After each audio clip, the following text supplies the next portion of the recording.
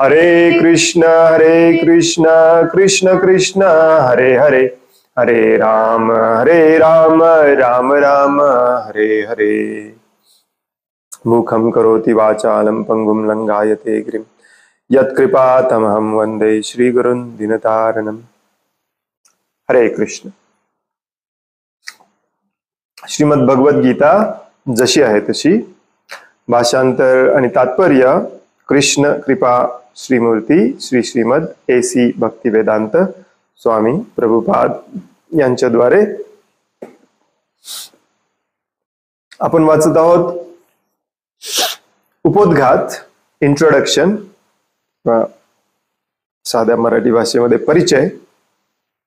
आज आपला 4था दिवस आहे परिचय वाचण्याचा। खूप मोठा परिचय आहे, गीतेचा पूर्ण सार दिलेला आहे, त्यामुळे आपल्याला भगवद्गीता समजायला सोपी जाईल।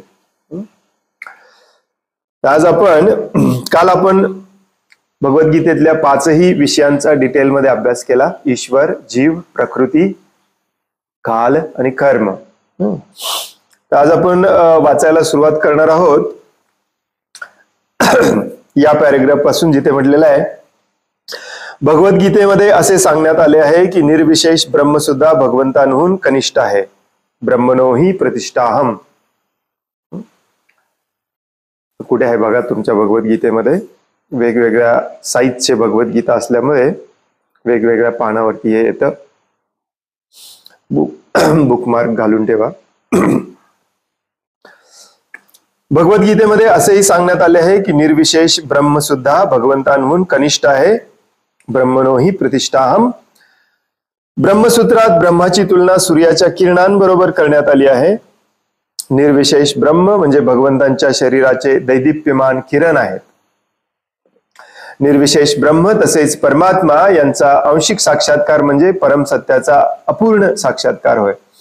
आता पुढे वाचण्यापूर्वी जे नवीन आहेत त्यांच्यासाठी ब्रह्म म्हणजे ब्रह्माजी नव्हे, कधी कधी वाक्यामध्ये ब्रह्मा असं पण येते, निर्विशेष ब्रह्माची म्हणजे ब्रह्माजी नव्हे, जे ब्रह्माजी जे सृष्टी निर्माण करतात ते ब्रह्माजी नव्हे। भगवंतांचे 3 स्वरूप असतात ज्याच्यामध्ये भगवंतांची आपल्याला साक्षात्कार होतो, अनुभूती येते। एक ब्रह्मस्वरूप, एक परमात्मा स्वरूप आणि एक भगवान स्वरूप। हे डिटेलमध्ये अभ्यास आपण नंतर करूया। इथे श्रील प्रभुपाद जेवढे सांगतात तेवढे लक्षात ठेवा। जे सूर्य किरण जसे सूर्यापासून सगळीकडे पसरलेले असतात, तसे भगवंतांची शरीरातील ही दिव्य ज्योती शक्ती रूपामध्ये सगळीकडे जी पसरलेली असते त्याला ब्रह्मस्वरूप म्हणतात। आणि म्हणूनच त्याला निर्विशेष किंवा निराकार म्हटलेला आहे, कारण त्याला आकार नसतो। आणि बरेच लोक याच तत्वाला धरून बसतात, नाही हेच परम सत्य भगवान आहे। नाही, हे भगवंतांवर पासून आलेली ही शक्ती आहे, दिव्य ज्योती आहे। आणि हे भगवद्गीतेतच सांगितलेलं आहे बरं का। भगवद्गीतेत भगवंत म्हणतात ब्रह्मणो हि प्रतिष्ठाहम, ब्रह्म माझ्यापासूनच निर्माण होतो। 15व्या अध्यायात दाखवून दिले आहे की भगवान किंवा पुरुषोत्तम हे निर्विशेष ब्रह्म आणि परमात्म्याच्या आंशिक साक्षात्कार या दोघांच्याही पलीकडे आहे। थोडक्यात मी सांगतो म्हणजे तुमचं कन्फ्युजन होणार नाही। सगळीकडे पसरलेला सूर्यप्रकाश, त्याला आपण सूर्यच म्हणू शकतो, परंतु हे ज्ञान अर्धवट आहे। हेच सूर्य आहे म्हणत बसलो तर हे ज्ञान अर्धवट आहे। एक सूर्यग्रह आहे जिथून हा प्रकाश येतो, ही पुढची स्टेप असते, परंतु हेही अर्धवट ज्ञान आहे। त्या सूर्यग्रहावरती सूर्य राजा आहे, त्याचं नाव विवस्वान आहे, तो सूर्यग्रहाला कंट्रोल करतो, त्याच्यामुळे हे सगळीकडे पसरलेले सूर्यकिरण आहे, हे परफेक्ट ज्ञान आहे। तसंच भगवंतांच्या शरीरातून सगळीकडे पसरलेली शक्ती भगवानच आहेत, परंतु अर्धवट ज्ञान आहे। प्रत्येकाच्या हृदयामध्ये असलेले परमात्मा देखील भगवानच आहेत, परंतु अर्धवट ज्ञान आहे। परंतु जे व्यक्ती गोलोक वृंदावनमध्ये बसलेले आहेत त्यांच्यापासून हे सगळं येतं, ते भगवान आहेत, त्यांना जाणणे म्हणजे पूर्ण ज्ञान आहे। एवढंच लक्षात ठेवा। आपण याचं डिटेलमध्ये पुढे 3-4 वेळा 7-8 वेळाला येणार आहे भगवद्गीतेमध्ये। श्री भगवान यांना सच्चिदानंद विग्रह असे म्हटले जाते। ब्रह्मसंहितेचा आरंभ पुढील प्रमाणे होतो। ब्रह्मसंहिता म्हणून ब्रह्माजींनी लिहिलेले एक गीत आहे, त्याची सुरुवातच याच्याने होते. ईश्वर परम कृष्ण सच्चिदानंद विग्रह अनादिरादिर गोविंद सर्व कारण कारणम. ईश्वर म्हणजे ते नियंत्रक आहेत. कसे? परमः, सर्वश्रेष्ठ नियंत्रक आहेत. त्यांचं नाव काय आहे? कृष्ण. ते आहेत कसे? सच्चिदानंद विग्रह. विग्रहचा अर्थ असतो स्वरूप. तर याच्यावरून श्रील प्रभुपाद हे आपल्याला पटवून द्यायचा प्रयत्न करतात की भगवान जे आहेत ते साकार रूपामध्ये आहेत, निराकार नाहीत. आणि तेच आदी अनादिरादिर गोविंद म्हणून ओळखले जातात आणि तेच सर्व कारणांचे कारण आहे. गोविंद श्रीकृष्ण हेच सर्व कारणांचे कारण आहेत. ते सच्चिदानंद रूप असून आदी कारण आहेत. निर्विशेष ब्रह्माचा साक्षात्कार म्हणजे त्यांच्या सत स्वरूपाचा साक्षात्कार होय. सतचा अर्थ असतो शाश्वत, नित्यत्व, चिरंतन. परमात्मा साक्षात्कार म्हणजे त्यांच्या सत आणि चित या दोन्ही स्वरूपाचा साक्षात्कार होय. म्हणजे शाश्वत ज्ञान. चितचा अर्थ असतो ज्ञान, पूर्ण ज्ञानी असणे. परंतु भगवान श्रीकृष्ण यांचा साक्षात्कार म्हणजे सत, चित आणि आनंद या तिन्ही स्वरूपाचा पूर्ण विग्रह किंवा व्यक्तिमत्वामध्ये साक्षात्कार होय. म्हणजेच शाश्वत ज्ञानमयी आनंद, सच्चिदानंद. अल्पज्ञानी लोक परमसत्याला निर्विशेष मानतात. काही अल्पज्ञानी लोक भारतात देखील भेटतात आपल्याला. भगवान साकार आहे की निराकार आहे, सगुण आहे की निर्गुण आहे, कंटिन्युअसली सगळीकडे चर्चा चालू असते. अल्पज्ञानी लोक परमसत्याला निर्विशेष मानतात, परंतु वैदिक शास्त्रांप्रमाणे परमसत्य म्हणजे एक दिव्य व्यक्ती आहे. व्यक्ती आहे म्हणजे त्याला स्वरूप आहे, म्हणजेच आकार आहे. नित्यो नित्यानाम चेतनस चेतनानाम कठोपनिषदांमध्ये सांगितलेलं आहे. ज्याप्रमाणे सर्व जीवात्म्यांना स्वतःचे स्वरूप आहे, त्याचप्रमाणे परमसत्य सुद्धा अखेर एक व्यक्तीच आहे. त्या नित्यापासून आपण सगळे नित्य निर्माण झालोय, त्या चेतनेपासून आपण सगळे चेतना निर्माण झालोय. या श्लोकाचा अर्थ आहे. नित्यो नित्यानाम चेतनस चेतनानाम.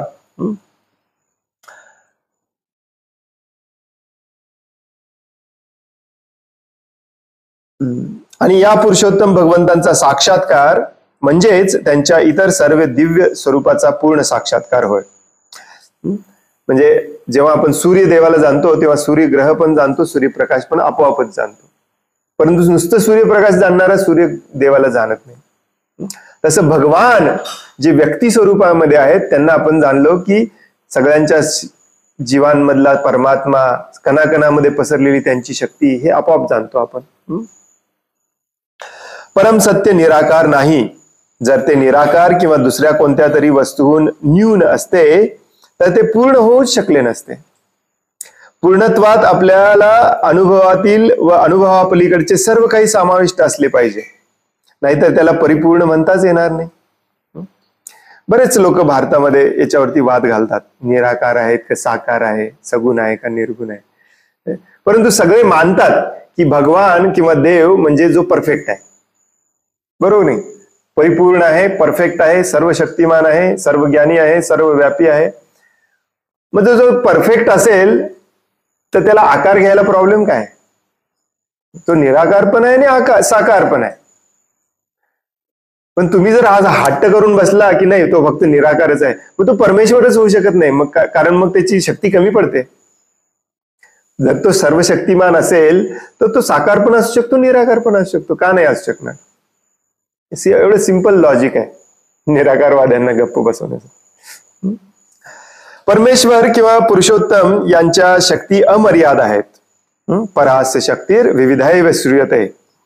आपल्या विविध शक्ती भगवान श्रीकृष्ण कार्य करताना देखील भगवद्गीतेमध्ये केले आहे. हे सगळं ज्ञान दिल्यानंतर भगवंत स्वतःबद्दल सांगायला सुरुवात करतात. मी असा आहे, मी तसा आहे, मीच सर्व शक्तिमान आहे, माझ्यामुळे हे आलेलं आहे, माझ्यामुळे ते आलेलं आहे, मीच आहे, मीच आहे, मीच आहे. रिपीटेडली सांगितलं जातं. आपण राहत असलेले हे भौतिक किंवा दृश्य जगत ही स्वतःमध्ये पूर्ण आहे. कारण सांख्य तत्वज्ञानानुसार ज्या 24 तत्वांचे हे भौतिक विश्व एक तात्पुरती अभिव्यक्ती आहे, त्या 24 तत्वांची पूर्णपणे जुळवाजुळव करून या विश्वाच्या निर्वाहाकरिता पूर्ण साधने निर्माण करण्यात आली आहे. या जगात कोणतीही वस्तू अनावश्यक नाही. आणि येथे आणखी एखाद्या वस्तूची गरज देखील नाही.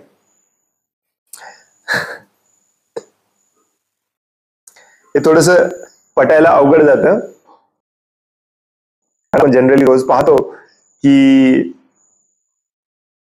या जगात बऱ्याचशा गोष्टी आहेत ज्या अनावश्यक आहेत. फॉर एक्झाम्पल, हे जर जग परफेक्ट भगवंतांनी बनवलंय असं शास्त्रामध्ये लिहिलेलं आहे, तर मग इथे एवढे सगळे इम्परफेक्शन्स का दिसतात?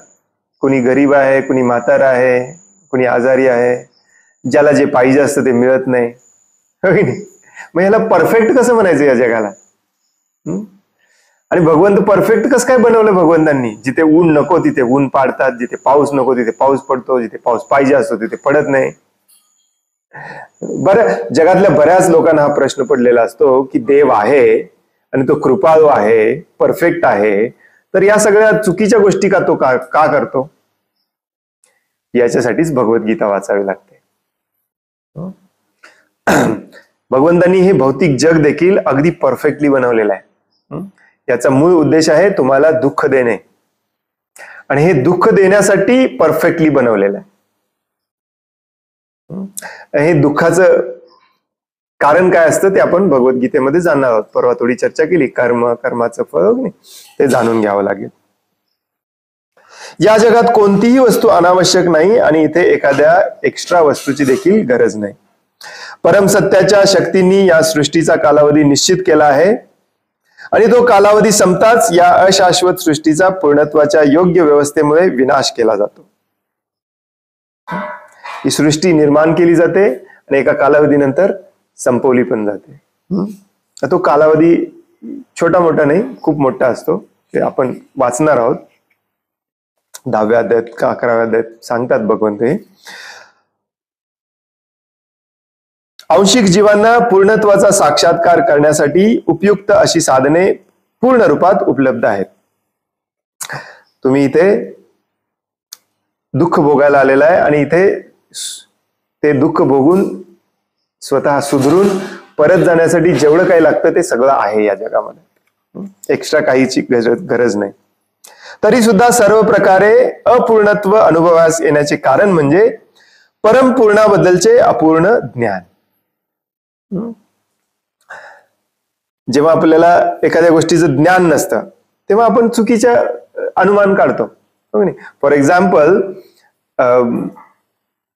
हा जो डब्बा फोन असतो ना, हरी बोल, जिओचा फोन, हा सुरुवातीला आपल्याकडे हा फोन होता, हो की नाही? तर एखादा व्यक्ती असं म्हणू शकेल की मी याच्यावरती पुस्तक वाचणार किंवा पुस्तक लिहिणार, किंवा मी याच्यावरती बसून अमेरिकेला जाणार. तर ते शक्य नाही, कारण ती गोष्ट त्या कामासाठी बनवलेलीच नाहीये. एखादा व्यक्ती म्हणेल की सायकल तुम्ही परफेक्ट आहे म्हणता, तर मी बसल्यावरती ही उडायला पाहिजे, पण त्यासाठी बनवलेलीच नाही. तसंच याचा अर्थ सायकल खराब होत नाही किंवा सायकल अपूर्ण होत नाही, आपलं ज्ञान अपूर्ण आहे. ही भौतिक सृष्टी ही कशासाठी बनवलेली आहे याचं ज्ञान जर आपण घेतलं तर मग आपल्याला पटतं की हे परफेक्टली बनवलेलं आहे, आणि मग आपल्याला सगळं उलगडायला लागतं. आता आपल्याला ज्ञान नसल्यामुळे आपल्याला वाटतं की हे सगळं अपूर्णच बनवलेलं आहे. म्हणून भगवद्गीतेत वेदविद्येचे पूर्ण ज्ञान सांगितले आहे. वेदांत सांगितलेले सर्व ज्ञान अचूक आहे व हिंदू लोक वैदिक ज्ञानाला पूर्ण व अचूक मानतात. उदाहरणार्थ, गायीचे शेण म्हणजे जनावरांची विष्ठा आहे, आणि स्मृती किंवा वैदिक शास्त्रानुसार एखाद्याने जनावराच्या विष्ठेस स्पर्श केल्यास स्वतःला सुद्धा शुद्ध करण्यासाठी त्याने स्नान करणे आवश्यक आहे. परंतु वैदिक शास्त्रानुसार गायीचे शेण मात्र शुद्धीकारक मानले जाते. एखाद्याला या गोष्टीत विरोधाभास वाटेल, परंतु तसा वेदांचा आदेश असल्यामुळे त्याचे पालन करण्यात काहीच चूक नाही. अलीकडे आधुनिक विज्ञानाने सुद्धा सिद्ध केले आहे की गायीच्या शेणामध्ये सर्व जंतुनाशक गुण असतात. यासाठी वैदिक ज्ञान हे अचूक व संशयातीत असल्यामुळे ते पूर्ण आहे, आणि भगवद्गीता हे वैदिक ज्ञानाचे सार आहे. त्यामुळे वैदिक ज्ञानामध्ये संशोधनाचा प्रश्नच उद्भवत नाही. आपले संशोधन कार्य अपूर्ण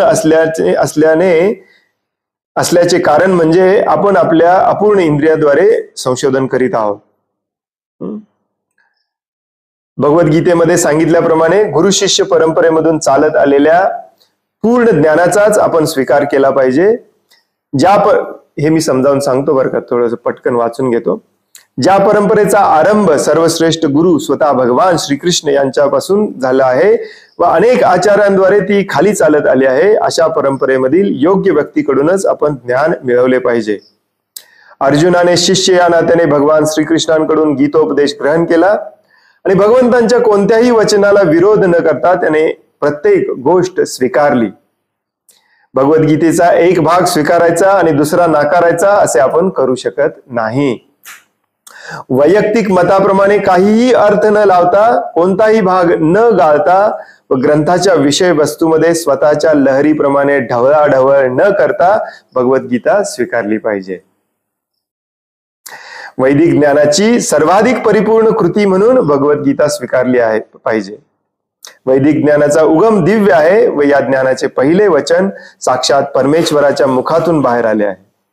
परमेश्वरांच्या वंचनांना अपौरुषेय असे म्हणतात, कारण 4 प्रकारच्या दोषांनी दूषित असलेल्या या भौतिक जगातील व्यक्तीच्या शब्दापेक्षा भगवंतांची वचने अतिशय वेगळी आहेत.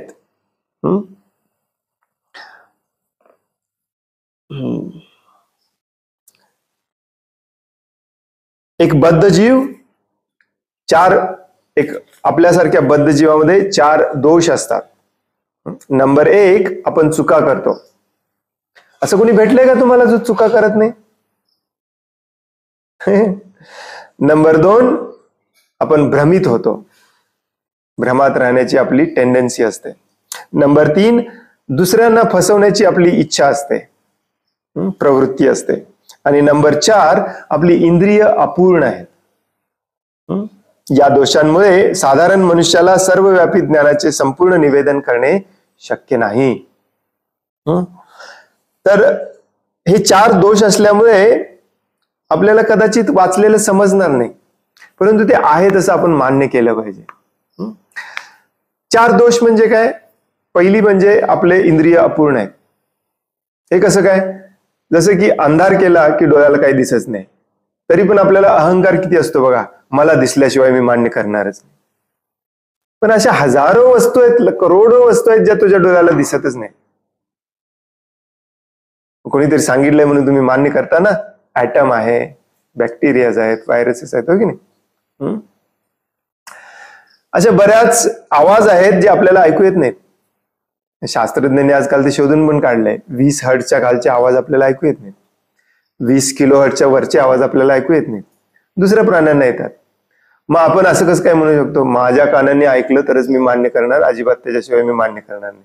अरे पण तुझे कानच अपूर्ण आहेत, अशुद्ध आहेत, हो की नाही? आणि त्याच्या ऑन टॉप ऑफ दॅट, त्याच्यावरती आपल्या मनामध्येही दोष आहेत की आपल्याला दुसऱ्याला फसवायचं वाटतं. त्यामुळे चुकीच्या गोष्टी आपण बरोबर समजतो, बरोबर गोष्टी चुकीच्या समजतो. सतत भ्रमात असतो. एखाद्याला एखाद्या गोष्टीचं भ्रम असलं, त्याला दुसरं काही सांगायला गेलं तर लवकर मान्यच करत नाही, हो की नाही? आणि सगळे चुका करतात. चुका करण्याची टेंडन्सी सगळ्यांच्या मध्ये आहे. त्यामुळे हा पॅराग्राफ काय आहे ते मी तुम्हाला समजावून सांगतो की प्रभुपाद गायीचं उदाहरण का देतात. गायीचं शेण जे आहे ते एका प्राण्याचं मल आहे आणि कुठल्याही मलाला आपण जर टच केलं, अगदी स्वतःच्या मलाला देखील, तरी आपण स्नान घेतलं पाहिजे असा वैदिक नियम आहे. आपण इतके अशुद्ध होतो. परंतु गायीचं एकट्याच शेण असं आहे जे घरभर लावलं जातं, भगवंतांना लावलं जातं, अक्षरशः यज्ञामध्ये वापरलं जातं, इतकं ते शुद्ध आहे. मग आता एखादा व्यक्ती म्हणेल की हे चुकीचं आहे, हे विरोधाभास आहे, हे असं कसं काय सांगितलंय? तर कारण आपण हे समजावून घेऊ शकत नाही, याचा अर्थ ते असत्य होत नाही. आणि म्हणून वेदांमध्ये, शास्त्रामध्ये दिलेली जी विधिविधान आहेत, जे सत्य आहे ते आपण आहेत असं मान्य केलं पाहिजे. भगवद्गीता किंवा बाकीची सारी शास्त्र हे तुमच्या संशोधनाचं कार्य नाही आहे. हे वाचून मी त्याच्यावरती अभ्यास करतो, PhD मिळवतो, त्याच्यावरती मी अनुमान काढतो, त्याचे मी अनालिसिस करतो, याच्यासाठी नाही आहे भगवद्गीता. हे मग असा करणारा कधीच भगवद्गीता समजावून घेत नाही. इम्पॉसिबल आहे. याला शास्त्र प्रमाण म्हटलं जातं. आणि हे शास्त्र प्रमाण प्रामाणिक गुरु शिष्य परंपरेमध्ये येत असेल तर ते आहे तसं आपण ऍक्सेप्ट केलं पाहिजे. ऑफकोर्स काही लोक याला दुमडून सांगतात, बदलून सांगतात, स्वतःच्या मनाने काही सांगतात. आता ही ढोंगी पद्धती, ही बोंदुगिरी समाजामध्ये सगळीकडे चालू आहे. विशेष करून हिंदू धर्मामध्ये तर 99% हेच चालू आहे. याचा अर्थ असा होत नाही की हे असत्य आहे. थोडंसं सतर्क राहिलं पाहिजे आपण. अशा व्यक्तीकडून श्रवण केलं पाहिजे जो प्रामाणिक आहे, प्रमाणित आहे, तो भगवंतांनी जे सांगितलंय ते आहे तसं सांगतो, स्वतःच्या मनाने बदलून सांगत नाही. हे थोडंसं लक्षात ठेवलं पाहिजे. परंतु शास्त्रामध्ये दिलेलं प्रमाण हे टॉपमोस्ट प्रमाण असतं, ते आपण मान्य केलंच पाहिजे. ज्ञान घ्यायचे 3 पद्धती असतात. एक म्हणजे प्रत्यक्ष प्रमाण. हे थोडंसं मी सांगतो आणि मग पुढे जाऊया. प्रत्यक्ष प्रमाण म्हणजे काय? मी जे प्रत्यक्ष बघणार, मी जे प्रत्यक्ष ऐकणार, मी जे प्रत्यक्ष अनुभव घेणार, तेच मी सत्य मानणार, तेच मी ज्ञान म्हणणार. बरेच लोक असे भेटतात आपल्याला. परंतु तुमचे इंद्रियच अपूर्ण आहेत. तुमचे उद्या अंधारामध्ये तुमच्या अंगावरती एखादी दोरी टाकली तर त्याला तुम्ही साप समजून भिवून पळून जाल. पण एखाद्या व्यक्तीने तुम्हाला सांगून दिलं ही दोरी आहे तर त्या व्यक्तीवर तुम्हाला विश्वास ठेवावा लागतो. त्यामुळे प्रत्यक्ष बघितल्यावरच मी ज्ञान मानणार असे म्हणणारे मूर्ख असतात. आता सध्या स्थितीला देखील आपण शाळा कॉलेजमध्ये हजारो गोष्टी स्वतः न बघता सगळं मान्य करतो. आपले सर सांगतील ते, हो की नाही? मग भगवद्गीतेतलं मान्य करायला तुम्हाला प्रॉब्लेम काय? मला परवा एक व्यक्ती भेटलेला, तो म्हणाला तुम्ही हे पुस्तक वाचा, तुम्ही हे पुस्तक वाचा, तुम्ही हे पुस्तक वाचा, याच्यामध्ये डार्विनची सिद्धांत दिलेला आहे, देव नाही आहे, आपली उत्क्रांती झालेली आहे, हे पुस्तक वाचा, हे पुस्तक वाचा. अरे म्हटलं तू एवढ्या सगळ्या पुस्तकांचा मला नावं सांगायला लागला आहेस, तसे आपल्या ऋषीमुनीने पण पुस्तकं लिहून दिलेत, ते का तू वाचत नाहीस? त्या डार्विनने लिहिलेल्या पुस्तकावर तुझा विश्वास आहे न बघता, स्वतः न करून बघता. परंतु आपल्या ऋषीमुनीने लिहिलेल्या पुस्तकावर तुझा विश्वास नाही. कारण इथे तुला शरण जावं लागतं. त्यामुळे प्रत्यक्ष प्रमाण याच्यावर आपण विश्वास ठेवू शकत नाही. ज्ञान मिळवण्याची दुसरी पद्धती असते, ती म्हणजे अनुमान प्रमाण. अनुमान प्रमाण म्हणजे काय? मी 10 वेळेला हे करून बघितलेलं आहे म्हणून 11वा आणि पुढे आपोआप तसंच होईल, होऊ शकतं. मी असं ज्ञान घेतलेलं आहे, त्याच्यावरून मी सांगतो की हे असं असू शकतं. याला म्हणतात अनुमान लावणे.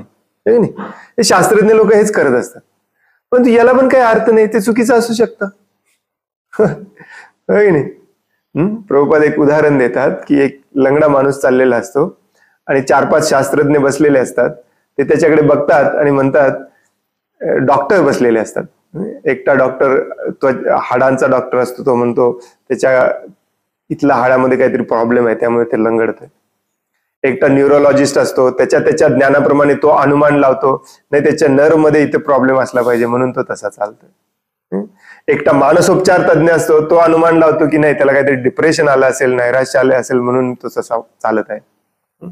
मग ते तिघांनी ठरवतात की त्याला बोलवून घेतात आणि विचारतात की बाबा तू असं का चाललायस? तो म्हणतो काय नाही, माझी चप्पल फाटली म्हणून मी लंगडत चाललोय. त्यामुळे अनुमान लावून ज्ञान घेण्यामध्ये काही अर्थ नसतो. प्रत्यक्ष बघून ज्ञान घेण्यामध्ये देखील अर्थ नसतो. परंतु जे शब्द प्रमाण असतात, 3 नंबरची पद्धती असते ज्ञान घ्यायचं, त्याला म्हणतात शब्द प्रमाण. ते शब्द प्रमाण जर ऑथॉरिटेटिव्ह अधिकारी व्यक्तीकडून येत असेल तर ते आपण आहे तसं मान्य केलं तर आपला वेळ वाचतो आणि आपलं डोकं पण वाचतं. प्रभुपाद नेहमी उदाहरण देतात, बहुतेक पुढे याच्यात दिलेलं आहे की एखाद्या व्यक्तीला आपले वडील कोण आहेत माहिती नसेल तर तो प्रत्यक्ष प्रमाण अनुमान लावत बसण्यात काय अर्थ नाही. डायरेक्टली जाऊन आईला विचारावं, आई सांगेल ते त्यांनी मान्य केलंच पाहिजे, कारण ती अधिकारी व्यक्ती आहे. तसं शास्त्र जे सांगतात, गुरु जे सांगतात, गुरु प्रमाणित प्रामाणिक गुरु शिष्य परंपरेमध्ये जे ज्ञान आलेलं असतं ते आपण आहे तसं स्वीकारलं पाहिजे, यातच आपलं भलं आहे. जसं अर्जुन, भगवंतांनी हे सगळं सांगितल्यानंतर 10व्या अध्यायामध्ये अर्जुन म्हणतो, येस, तुम्ही जे सांगत आहात ते मी आहे तसं मान्य करतो. हा, आता याच्यामध्ये पण आहे की इथे कोणी तुम्हाला ब्लाइंडली फॉलो करायला सांगत नाहीये, अंधश्रद्धा नाही. तुमचे काही संशय असतील, काय असतील, ते प्रामाणिकपणे जिज्ञासू प्रवृत्तीने तुम्ही ते परिप्रश्न करा आणि तुमचे संशय दूर करून घ्या. जसं अर्जुन पुन्हा पुन्हा पुन्हा पुन्हा प्रश्न विचारून आपले सगळे संशय दूर करून घेतो. तर हे इथे प्रभुपाद एकदा स्पष्ट करतायत की भगवद्गीतेमध्ये जे ज्ञान आहे ते परम सत्य आणि परफेक्ट आहे. आणि हे भगवद्गीता आपण रिसर्च म्हणून वाचायचं नाही, किंवा PhD करायला वाचायचं नाही, किंवा कुठे परीक्षा द्यायची म्हणून वाचायचं नाही. असं जर तुम्ही वाचलं काही फरक पडत नाही. तुम्हाला मी 100 जण आणून दाखवतो ज्यांची भक्तिशास्त्री झालेले आहे, जीवनात काही फरक पडलेला नाही. हजारो ठिकाणी भगवद्गीतेची परीक्षा घेतली जाते, 100 पैकी 100 मार्क मिळालेले लोक देखील जन्म मृत्यूच्या चक्रातून सुटू शकत नाही. भगवद्गीता हा भगवंतांचे मुखातून आलेला आदेश आहे, उपदेश आहे, आणि त्या भावनेमध्येच, त्या मूडमध्येच आपण ते घेतलं पाहिजे आणि त्याचं आचरण केलं पाहिजे, मग भगवद्गीतेचा इफेक्ट आहे.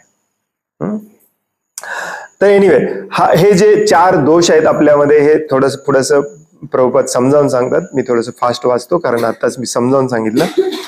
दोषपूर्ण जीव वैदिक ज्ञान प्राप्त करू शकत नाहीत. सर्वप्रथम हे ज्ञान ब्रह्मदेवाला हृदयामध्ये सांगण्यात आले. भगवंतांनी ब्रह्मदेवांना ट्रान्सफर केलं, हार्ट टू हार्ट, जसं आपण आता फोन टू फोन ट्रान्सफर करतो ना तसं. ब्रह्मदेव हे सृष्टीमधील पहिले जीव आहेत आणि त्यांनी ज्या मूळ रूपात या ज्ञानाची प्राप्ती भगवंतांकडून केली होती त्याच रूपात आपल्या पुत्रांना व शिष्यांना हे ज्ञान त्यांनी प्रदान केले. भगवंत हे परिपूर्ण असल्यामुळे भौतिक प्रकृतीच्या नियमांमध्ये बद्ध होण्याची शक्यताच नाही. त्यामुळे त्यांच्याकडून जे ज्ञान येतं त्याला अपौरुषेय म्हणतात. कुठल्या पुरुषांनी आपल्यासारख्या निर्माण केलेलं ज्ञान नाही, अपौरुषेय. म्हणून बुद्धिमान व्यक्तीने जाणणे आवश्यक आहे की या सृष्टीतील सर्व गोष्टींचे भगवान हे एकमेव स्वामी आहे आणि तेच मूळ निर्माते आहे.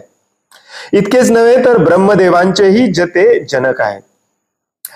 11व्या अध्यायामध्ये भगवंतांना प्रपितामह म्हणून संबोधण्यात आले आहे, कारण ब्रह्मदेवांना पितामह असे संबोधले जाते. भगवंत हे पितामह यांचे सुद्धा जनक आहेत. यासाठीच कोणत्याही व्यक्तीने कोणत्याही गोष्टीवर स्वतःचा हक्क गाजवू नये आणि भगवंतांनी आपल्यासाठी जो हिस्सा काढून ठेवला आहे त्याच गोष्टीचा त्याने स्वीकार करावा. आता या पॅरेग्राफ मध्ये पण तुम्ही नोटीस केलं असेल, तुमच्याकडे भगवद्गीता असेल तर ब्रह्मदेवांना पण आरेतुरेची भाषा वापरलेली आहे. हे खूप चुकीचं आहे. ब्रह्मदेव, शिवजी, कोणालाही ऍक्च्युली इव्हन नॉर्मल भक्तांना देखील आपण आरेतुरीची भाषा कधी वापरली नसली पाहिजे. तर हा भगवद्गीतेचा सारांश आहे. हे ज्ञान भगवंतांकडून येते, ते परफेक्ट ज्ञान आहे. ते ज्ञान काय आहे? सगळं काही भगवंतांचं आहे. श्री ईशोपनिषद म्हणून वेदांमधला एक महत्वाचा ईशोपनिषद उपनिषद आहे. त्याच्या पहिल्या श्लोकातच हे सांगितलंय जे आता प्रभुपादांनी सांगितलं की सगळं काही भगवंतांच्या मालकीचं आहे. त्यामुळे कोणत्याही व्यक्तीने कोणत्याही गोष्टीवर स्वतःचा हक्क गाजवू नये आणि भगवंतांनी आपल्यासाठी जो हिस्सा काढून ठेवला आहे त्याच गोष्टीने त्याचा स्वीकार करावा आणि संतुष्ट राहावा. त्याचाच आपला आनंद आहे. तुम्ही ऐकला असाल हा श्लोक बऱ्याचदा आपल्या यज्ञांमध्ये वगैरे देखील म्हटला जातो.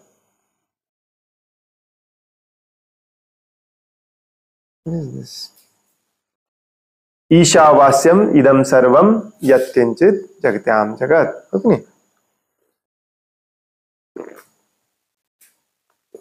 मला वाटलं पाणी आहे.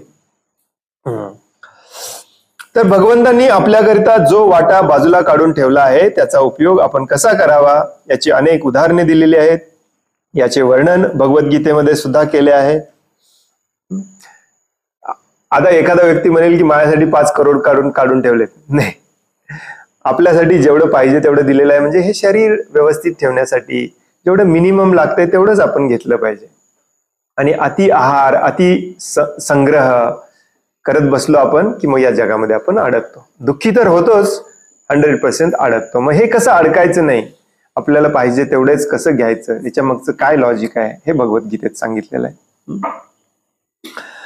कुरुक्षेत्रावरील युद्धभूमीमध्ये सर्वप्रथम आपण लढू नये असे अर्जुनाने ठरवले होते.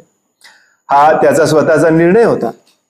अर्जुनाने भगवंतांना सांगितले की स्वतःच्या नातलगांना ठार मारून राज्य उपभोगण्याची आपली इच्छा नाही.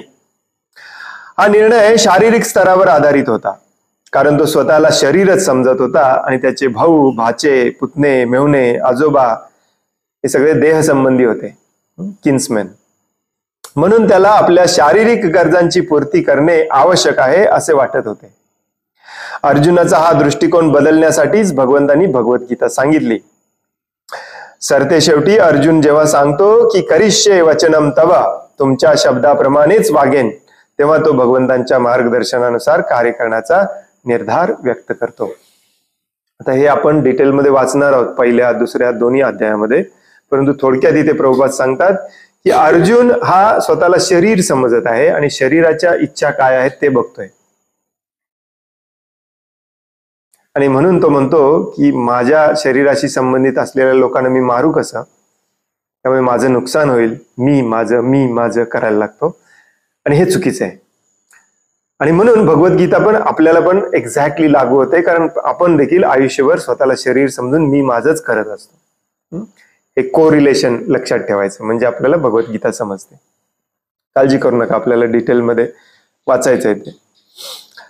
या जगात मनुष्याने कुत्र्या मांजऱ्यासारखे भांडणे योग्य नाही. मनुष्य जीवनाचे महत्व जाणण्या इतपत आणि सामान्य पशुप्रमाणे भांडण्याचे नाकारण्या इतपत मनुष्याने बुद्धिमान असणे आवश्यक आहे, हो की नाही? मनुष्याने जीवनाचे ध्येय जाणले पाहिजे व हे जाणण्यासाठी आवश्यक ते मार्गदर्शन वैदिक शास्त्रांमध्ये केले आहे आणि त्याचे सार भगवद्गीतेमध्ये देण्यात आले आहे. वैदिक साहित्य हे जनावरांसाठी नसून मनुष्यांसाठी आहे. पशु इतर पशूंची हत्या करू शकतात, कारण त्यांच्या बाबतीत पापाचा प्रश्नच उद्भवत नाही. पण जर एखाद्या मनुष्याने स्वतःच्या अनियंत्रित जिभेच्या तृप्तीकरिता प्राण्यांची हत्या केली तर तो निसर्ग नियमांचे उल्लंघन केल्याबद्दल शिक्षेस जबाबदार ठरतो. भगवद्गीतेमध्ये स्पष्टपणे असे विश्लेषण करण्यात आले आहे की भौतिक प्रकृतीच्या विविध गुणांनुसार 3 प्रकारचे कर्म असतात.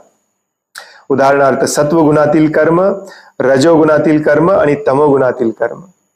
त्याचप्रमाणे 3 प्रकारचा आहार, उदाहरणार्थ सत्वगुणातील आहार, रजोगुणातील आहार, तमोगुणातील आहार, या सर्वांचे स्पष्टीकरण आणि विस्तृत रूपात विश्लेषण केले आहे.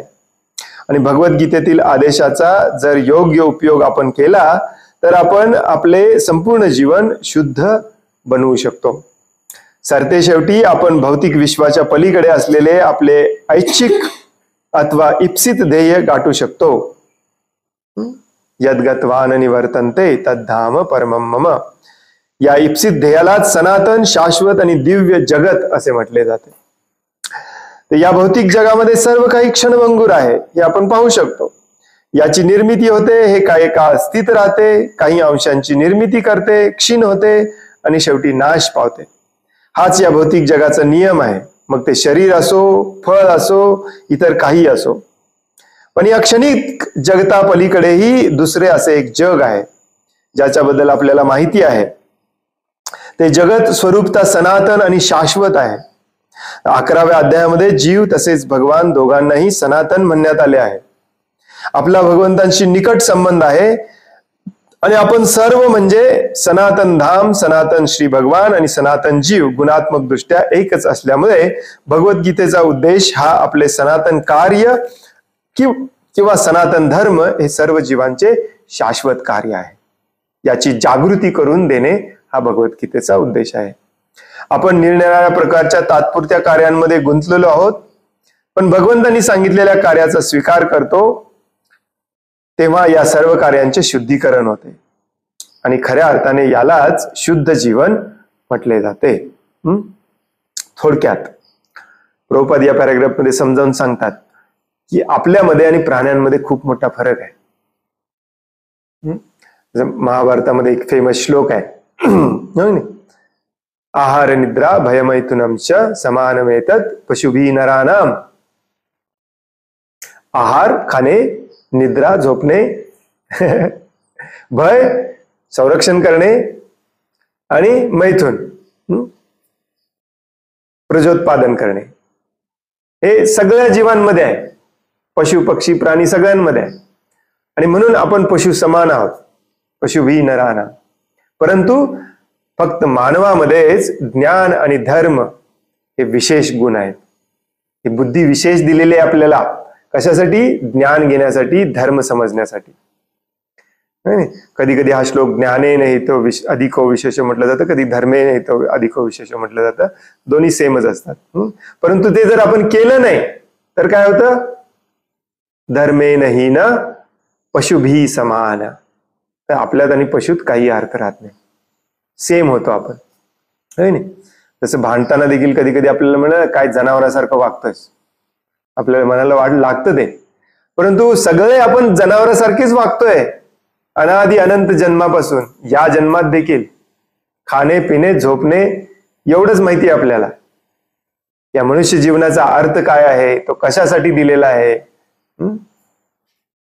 कधी भगवद्गीतेच्या क्लासला कुत्री मांजरं आलेली बघितलंय काय? किंवा कुत्री मांजरे एकत्र सत्संग करून भगवद्गीतेचं वाचन करतात, कारण त्यांच्यासाठी ते नाही आहे.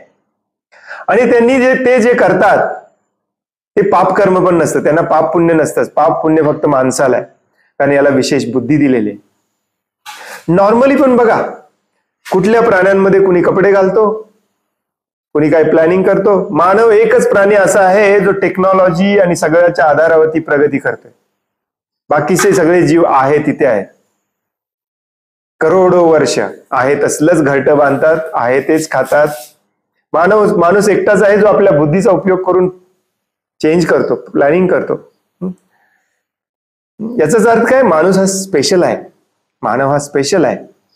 परंतु हे स्पेशल ज्ञान, ही स्पेशल बुद्धी त्याला का दिली आहे त्याला माहिती नाही. शेवटी वागतो जनावरासारखंच. झाडावरचा पेरू पोपटाने खाल्ला काय, आणि तोच पेरू आजकाल स्टायरोफोम मध्ये काय म्हणतात $10 $100 एक पेरू घेऊन मस्त चाकूने कापून त्याला मीठ तिखट लावून खाल्ला काय, सेमच आहे. पोपटात आणि तुमच्यात काही फरक नाही.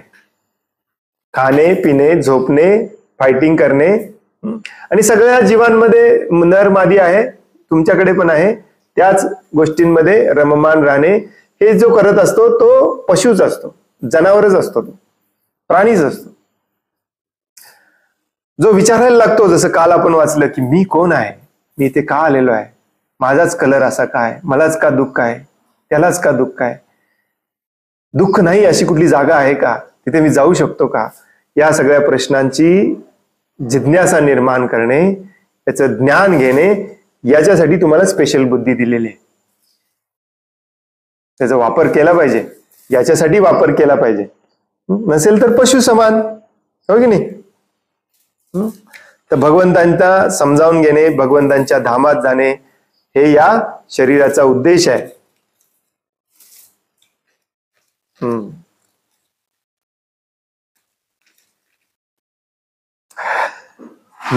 ज्याप्रमाणे जीव हे सनातन आहेत, त्याप्रमाणे भगवंत आणि त्यांचे दिव्य धाम दोन्हीही सनातन आहेत. व भगवंत आणि जीव यांचे सनातन धामामध्ये संयुक्तपणे मिलन होणे हे मानवी जीवनाचे पूर्णत्व आहे. आपण जाणलं पाहिजे की या जगामध्ये सगळं क्षणभंगुर आहे, इन्क्लुडिंग हे जग. हे जगच एक दिवस संपते. आपलं शरीर तर क्षणभंगुर आहेच, आपल्याला जे वाटतंय याच्यात सुख आहे ते तर क्षणभंगुर आहेच. कुठली गोष्ट बघितली आजपर्यंत कायमची टिकलेली? काही काही गोष्टी टिकतात, परंतु त्याचा उपभोग घ्यायला तुम्ही टिकत नाही, शेवटी सोडायचं जाईल ते. परंतु शास्त्र आपल्याला सांगतं की तुम्ही क्षणभंगुर नाही. ऍज अ आत्मा, ऍज अ जीव तुम्ही सनातन आहे, कारण भगवंत सनातन आहेत, त्यांच्यापासून आपण निर्माण झालेला आहे. आणि ते जिथं राहतात ते धाम, ते जग देखील सनातन आहे, वैकुंठ आहे, तिथे दुःख नाही. मग हा आपल्या जीवनाचा उद्देश असला पाहिजे. हे पुन्हा सगळं जोडायचं कसं, पूर्ववत करायचं कसं. जीव हे भगवंतांचे पुत्र असल्या कारणाने भगवंत जीवाबद्दल अत्यंत दयाळू आहेत. भगवद्गीतेमध्ये भगवंत घोषित करतात की सर्व योनिषु अहम बीज प्रदापिता, मी सर्वांचा पिता आहे. अर्थात ज्यांच्या त्यांच्या विविध कर्मानुसार सर्व प्रकारच्या योनींमध्ये जीव आहेत, पण भगवंत या ठिकाणी दावा करतात की ते या सर्वांचेच पिता आहेत. यासाठीच पतित आणि बद्ध जीवांचा उद्धार करण्यासाठी, तसेच त्यांना सनातन शाश्वत धामामध्ये पुन्हा बोलवण्यासाठी भगवंत अवतार घेतात. सनातन धामामध्ये प्रवेश केल्यामुळे जीव पुन्हा भगवंतांच्या सहवासात आपले शरीर प्राप्त करतात. स्वतः भगवान विविध अवतार धारण करतात आणि आपल्या विश्वासू सेवकांना पुत्र, पार्षद अथवा आचार्य म्हणून बद्ध जीवांचा उद्धार करण्यासाठी पाठवतात. जसं काल आपण याच्याबद्दल चर्चा करत होतो की भगवंत हे आपले पिता समान आहेत आणि आपण या तुरुंगात येऊन अडकलोय हे त्यांना पण आवडत नाही. ऍक्च्युली त्यांची पण इच्छा आहे की तुम्ही शुद्ध व्हावं आणि परत घरी यावं, भगवत धामात यावं. आणि हे इतकी तीव्र इच्छा आहे त्यांची की ते स्वतः येतात हे सांगायला. कधी कधी वेगवेगळ्या अवताराच्या रूपामध्ये येतात, कधी कधी स्वतः ओरिजिनल रूपात येतात, जसं भगवान श्रीकृष्ण आले होते. आणि कधी कधी ते आपल्या मित्रांना पाठवतात, पार्षदांना पाठवतात हे काम करायला, कधी कधी आचार्यांना पाठवतात आपली शक्ती प्रदान करून, जेणेकरून आपल्याला हे ज्ञान मिळावं, आपण सुधरावं आणि परत जावं. पित्याची हीच इच्छा असते. यावरून सिद्ध होते की सनातन धर्म हा कोणत्याही भौगोलिक धर्माच्या पद्धती पुरताच मर्यादित नसून ते शाश्वत भगवंतांशी संबंध असणाऱ्या शाश्वत जीवाचे शाश्वत कार्य आहे. पूर्वी सांगितल्याप्रमाणे सनातन धर्म म्हणजेच जीवांचे शाश्वत कार्य होय. श्रीपाद रामानुजाचार्य सनातन शब्दाचा अर्थ असा सांगतात की ज्याचा आरंभही नाही आणि ज्याचा अंतही नाही. म्हणून ज्यावेळी आपण सनातन धर्माबद्दल बोलतो तेव्हा श्रीपाद रामानुजाचार्यांच्या प्रमाणाच्या आधारावर आपण समजले पाहिजे की त्याला आरंभही नाही आणि अंतही नाही. इंग्रजी भाषेतील रिलिजन हा शब्द सनातन धर्म या शब्दापासून थोडा भिन्न आहे. रिलिजन शब्दावरून विश्वास या कल्पनेची जाणीव होते आणि विश्वास हा बदलू शकतो. श्रद्धा ज्याला आपण म्हणतो, विश्वास किंवा श्रद्धा,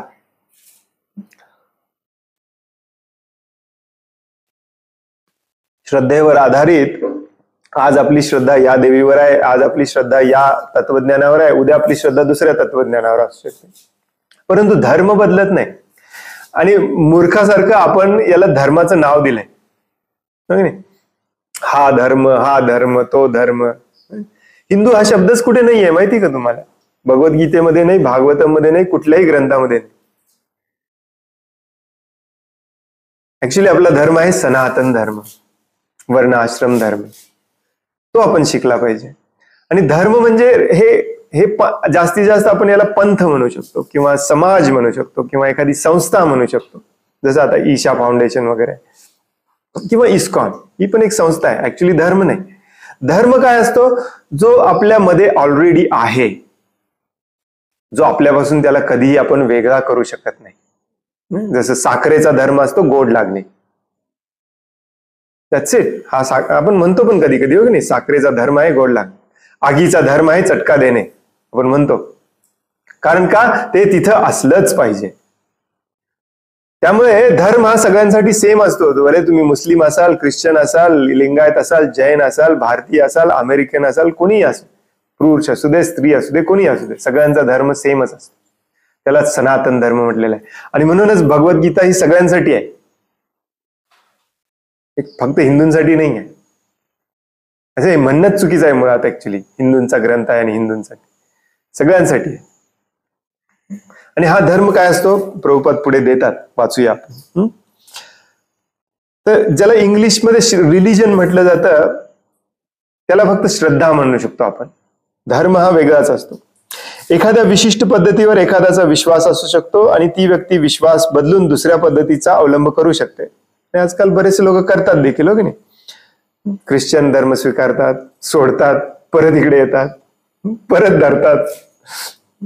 परंतु कधीच बदलू शकत नाही अशा कार्याला उद्देशून सनातन धर्म असे म्हटले जाते. कधीच बदललं नसलं पाहिजे. उदाहरणार्थ पाण्यापासून द्रवरूपता जशी वेगळी करता येत नाही, पाणी म्हटलं की ते लिक्विड असलंच पाहिजे.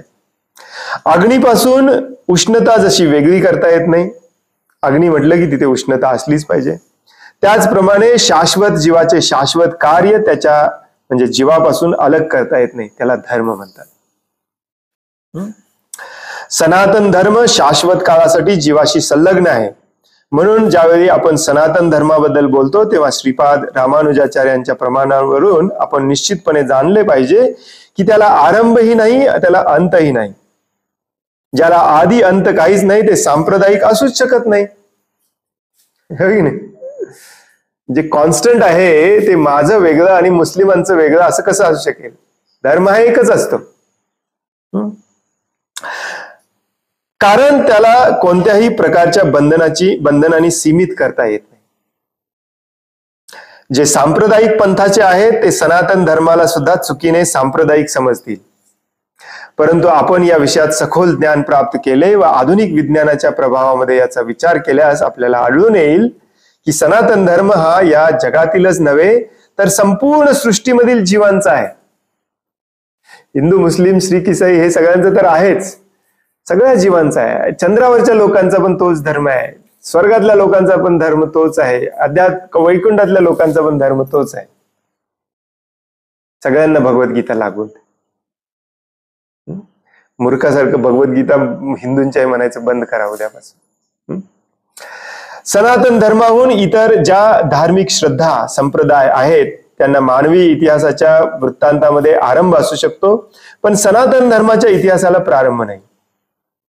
आणि हिंदू धर्माला देखील सुरुवात आणि शेवट असू शकते, परंतु आपल्या सनातन धर्माला सुरुवात नाही, शेवट नाही, काही नाही. कारण ते आपल्यापासून वेगळंच करता येत नाही, त्याला धर्म म्हणतात. ते काय आहे आपण ही चर्चा करूया. कारण हा शाश्वतरित्या जीवाबरोबरच संलग्न असतो. जीवांना आदी आणि अंत नाही अशी मते प्रमाणित शास्त्रे जीवाच्या संदर्भात सांगतात. भगवद्गीतेमध्ये सांगण्यात आले आहे की जीवाचा कधी जन्मही होत नाही किंवा मृत्यूही होत नाही, तो शाश्वत आणि अविनाशी आहे. क्षणभंगूर भौतिक शरीराच्या विनाशानंतर सुद्धा तो अस्तित्वातच राहतो. सनातन धर्माच्या संकल्पनेबाबत विचार करताना आपण धर्माचे स्वरूप मूळ संस्कृत शब्दाच्या अर्थावरून जाणणे आवश्यक आहे. संस्कृत मधला हा जो मूळ शब्द आहे धर्म, याचा मूळ अर्थ असतो गुणधर्म. साखरेचा गुणधर्म काय? गोड लागणे. उष्णतेचा गुणधर्म काय? उष्णता आणि प्रकाश देणे. अग्नीचा गुणधर्म, त्याला म्हणायचं धर्म. हे हिंदू, मुस्लिम, शीख, ईसाई, Lingayat, Jain, blah blah blah blah blah हे सगळं धर्म नाही. धर्म म्हणजे एखाद्या गोष्टीशी नित्य संबंधित असणारा गुण. म्हणूनच आपल्याला शाळेमध्ये प्रश्न विचारायचे की नाही, सल्फ्युरिक ऍसिडचे 5 गुणधर्म लिहा. कारण ते त्याच्यापासून कधी वेगळेच करता येत नाहीत त्याला, कारण म्हणून तो त्याचा गुणधर्म असतो. तसा आपला गुणधर्म काय आहे? आपण गृहीत धरून चालतो की अग्नी बरोबर उष्णता आणि प्रकाश आहे, आणि उष्णता व प्रकाश यांच्याशिवाय अग्नी या शब्दाचा अर्थच नाही. त्याचप्रमाणे जीवाच्या अशा अनिवार्य भागाचा आपण विचार केला पाहिजे, जे जीवाच्या नित्य संबंधी भाग किंवा गुण म्हणजे जीवाचा शाश्वत धर्म होय.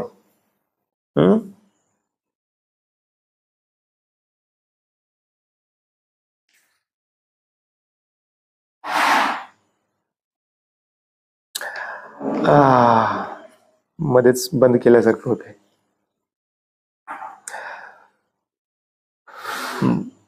हे मी आता 756 झालेत. पुढचे 2-3 श्लोकामध्ये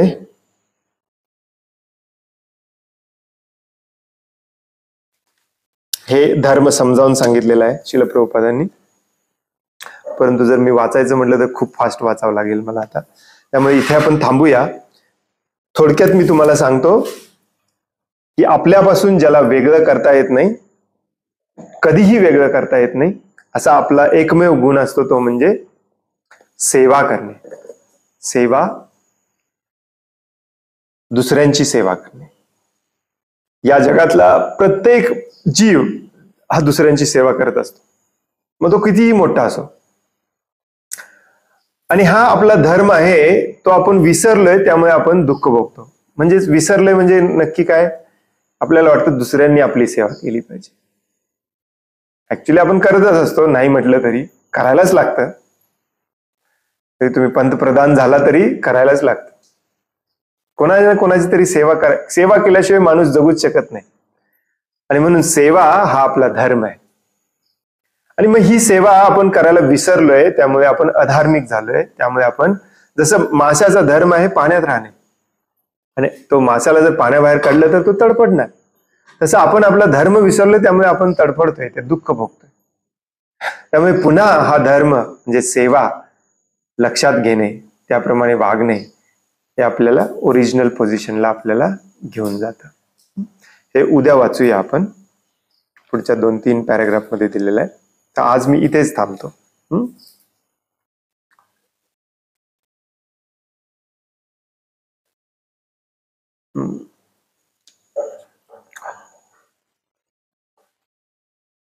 हरे कृष्ण. कोणाला काही प्रश्न आहे, काही सांगायचं आहे? हरे कृष्ण प्रभूजी. हरे कृष्ण. प्रभूजी, पितृपौर्णिमेत पितृ घालणे कर्मकांडात येतं का किंवा वेदांमध्ये कुठे उल्लेख आहे का? काल याच्याबद्दल चर्चा झाली आपली ऑलरेडी. वेदांमध्ये सगळीकडे उल्लेख आहे, परंतु आपण 3rd क्लास कलियुगामध्ये जन्मलोय. आपण वेद वाचू काय, हातात पण धरू शकत नाही. त्यामुळे आपण या सगळ्यामध्ये अजिबात काही करायचं नाही, हे देखील शास्त्रामध्ये सांगितलेलं आहे. या कलियुगामध्ये कुठल्याही प्रकारचा यज्ञ, कुठल्याही प्रकारचं विधिविधान आपण करू शकत नाही.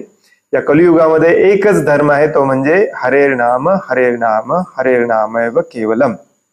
भगवंतांचं नामस्मरण करा आणि भगवंतांची सेवा कशी करता येईल याच्यावरती लक्ष केंद्रित करा. भगवंतांच्या भक्तांची सेवा कशी करता येईल, भगवंतांची सेवा कशी करता येईल, हेच आपल्याला सगळ्या ऋणातून मुक्त करतं. पितरांच्या ऋणातून पण मुक्त करतं, ऋषी मुनींच्या ऋणातून मुक्त करतं, गुरुच्या ऋणातून मुक्त करतं. हे पितृपक्ष वगैरे हे ऋणातून मुक्त होण्यासाठी करायचं असतं. आजच मी श्रील प्रभुपादांचं लेक्चर ऐकत होतो. प्रभुपाद म्हणतात, जो पितृपक्ष पितरांची पूजा करतो तो कुठे जातो? पितृलोकात जातो, तो भगवत धामात जात नाही. तर पूर्वीच्या युगांमध्ये असे ब्राह्मण होते, ते हे परफेक्टली करू शकत होते. कलियुगामध्ये काहीही नाहीये. त्यामुळे कलियुगाचा धर्म आहे नामस्मरण करणे आणि भगवंतांची सेवा करणे. हे जर तुम्ही केलात तर बाकी सगळं आपोआप होतं. आणि हे जर तुम्ही नाही केलात, बाकीचं कितीही परफेक्टली करत राहिला तरी त्याला काही अर्थ राहत नाही. आणि दोन्ही तुम्ही करू शकत नाही कलियुगामध्ये. मला माहिती आहे तुमच्यापैकी काही जण म्हणणार दोन्ही पण करतो की प्रभूजी. काही जण म्हणतात की आम्ही अजूनही शुद्ध भक्त नाही, शुद्ध नाम घेऊ शकत नाही, मग आम्ही ते केलं पाहिजे. नाही करू शकत तुम्ही. त्यापेक्षा शुद्ध भक्त नाम घ्यायचं सोपं आहे, ते करायचा प्रयत्न करा. नाही करू शकत आपण. कुठल्याही प्रकारचा यज्ञ, कुठल्याही प्रकारची पूजा, सत्यनारायण पूजा, शांती यज्ञ वगैरे वगैरे वगैरे, हे काहीही या कलियुगामध्ये याला अर्थच नाही. आणखीन एकदा व्यवस्थित समजावून घ्या, हे शास्त्रात दिलेलं नाही असं नाही, कलियुगामध्ये त्याला अर्थ नाही. कलियुगामध्ये करूच शकत नाही. म्हणून चैतन्य महाप्रभूंनी येऊन सांगून गेलं की हरेर नाम हरेर नाम हरेर नाम एव केवलम. एवढ्या एम्पॅथेटिकली कुणीच सांगत नाही ऍक्च्युली, मल्टिपल वेळा तेच शब्द वापरून. केवलम, हीचा पण अर्थ असतो केवलमच असतो, आणि केवलमचा अर्थ पण केवलमच असतो. एवचा अर्थ पण केवलमच असतो. तुम्हाला माहित नसेल तर सांगतो मी. एव म्हणजे काय? सर्टनली. ही म्हणजे काय? सुद्धा, हे देखील. आणि केवलम म्हणजे काय? फक्त आणि फक्त हेच. हरेर नाम हरेर नाम हरेर नाम केवलम. कलव नास्तेव नास्तेव नास्तेव गतिरन्यता. कलियुगामध्ये याच्याशिवाय दुसरी कोणतीही गती नाही, कोणतीही गती नाही, कोणतीही गती नाही. भगवंतांवर विश्वास ठेवा. आणि जरी तुम्हाला भीती वाटत असेल कुलदेवीची, कुलदेवतेची, ह्याची, पितरांची, भूताची वगैरे, कितीही हातपाय मारले तरी काही होणार नाही. कलियुगामध्ये तुम्ही हे करूच शकत नाही. कलियुगामध्ये आपण ओम व्यवस्थित म्हणू शकत नाही.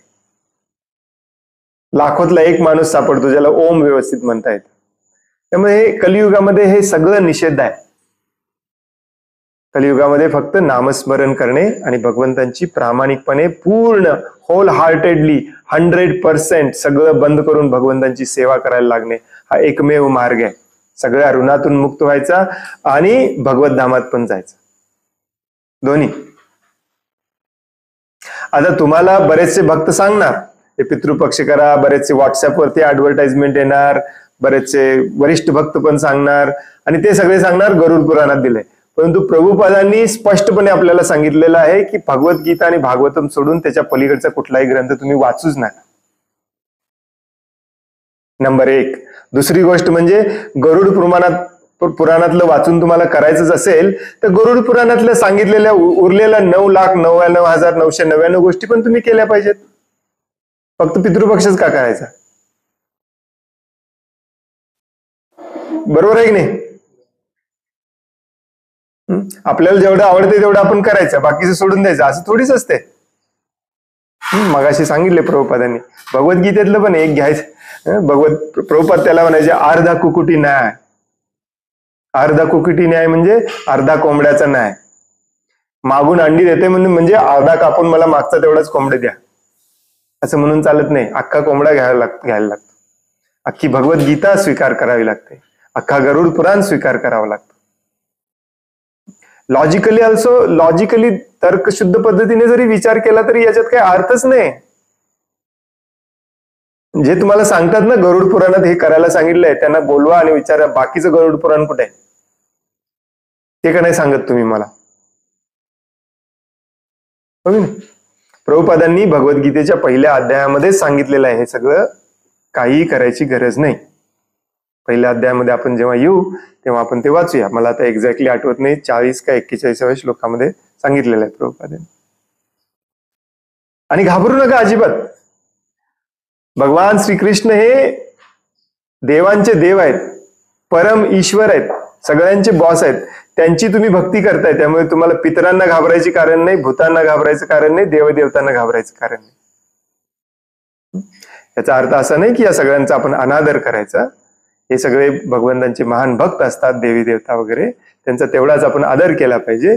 परंतु हे कलियुगामध्ये पूजा अर्चना यज्ञ हे ते करणे पूर्णपणे बंद केलं पाहिजे.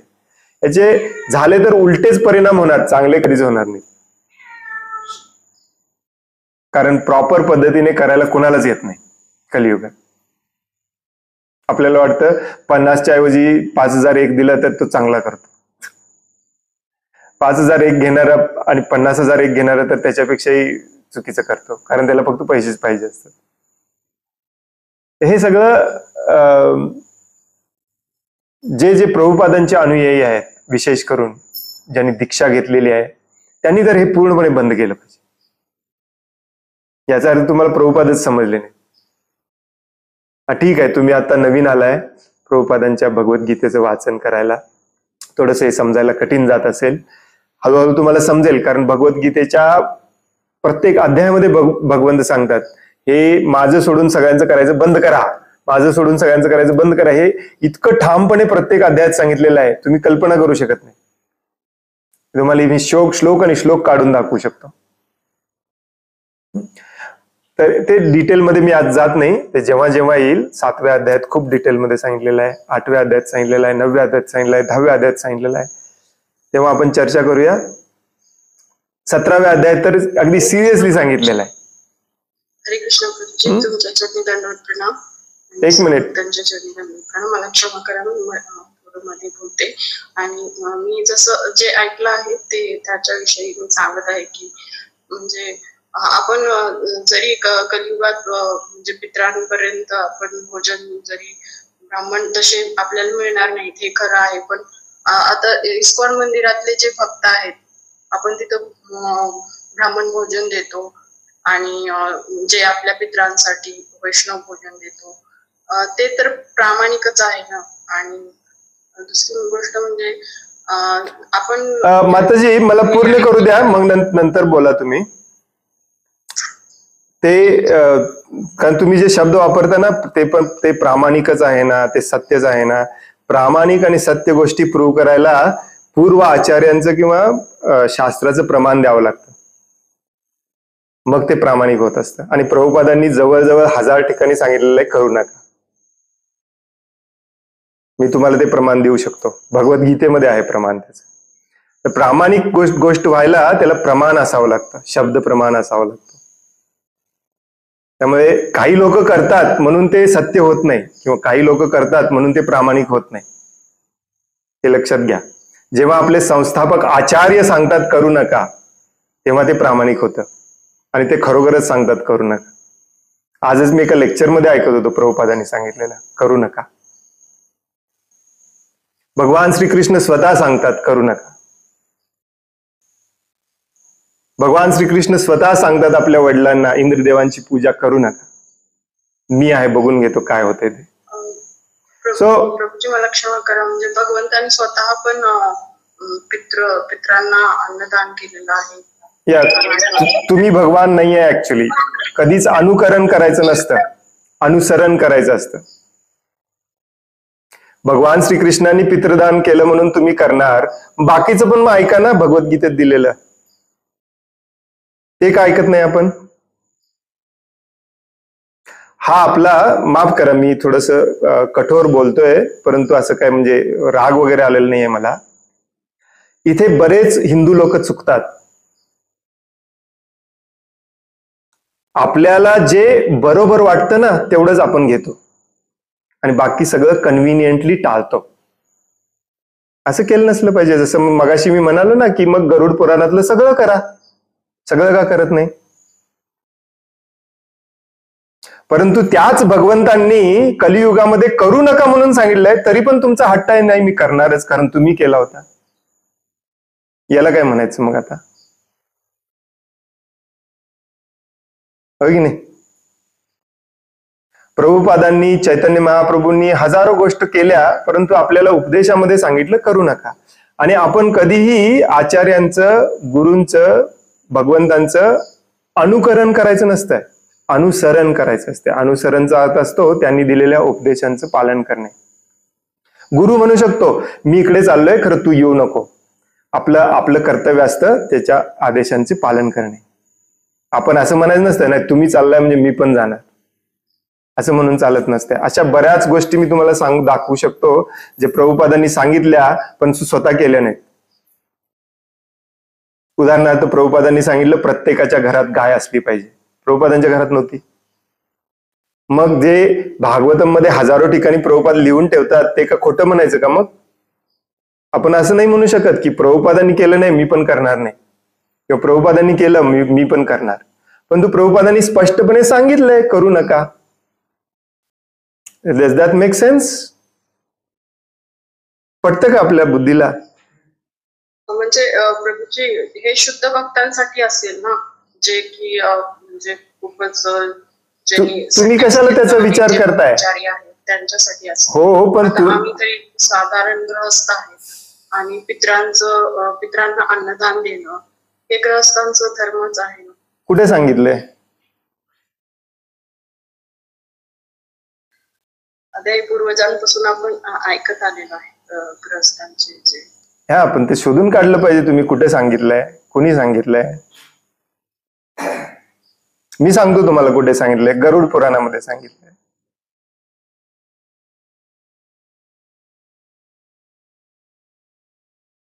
आणि म्हणूनच मी म्हटलं की गरुड पुराणातलं बाकीचं पण सगळं केलं पाहिजे. मग आपण तेवढंच का करतो आपण? भगवद्गीतेमध्ये सांगितलेलं आहे की तुम्ही असं जर केला तर तुम्ही पितरांकडे जाणार, तुम्ही माझ्याकडे येणार नाही. हे भगवद्गीतेत सांगितलंय. कितव्या अध्यायात सांगितलंय? 7व्या अध्यायात सांगितलंय. यान्ति देवव्रतान् देवान् पितॄन् यान्ति पितृव्रता भूतानि यान्ति भूतेज्य मध्याज्योपि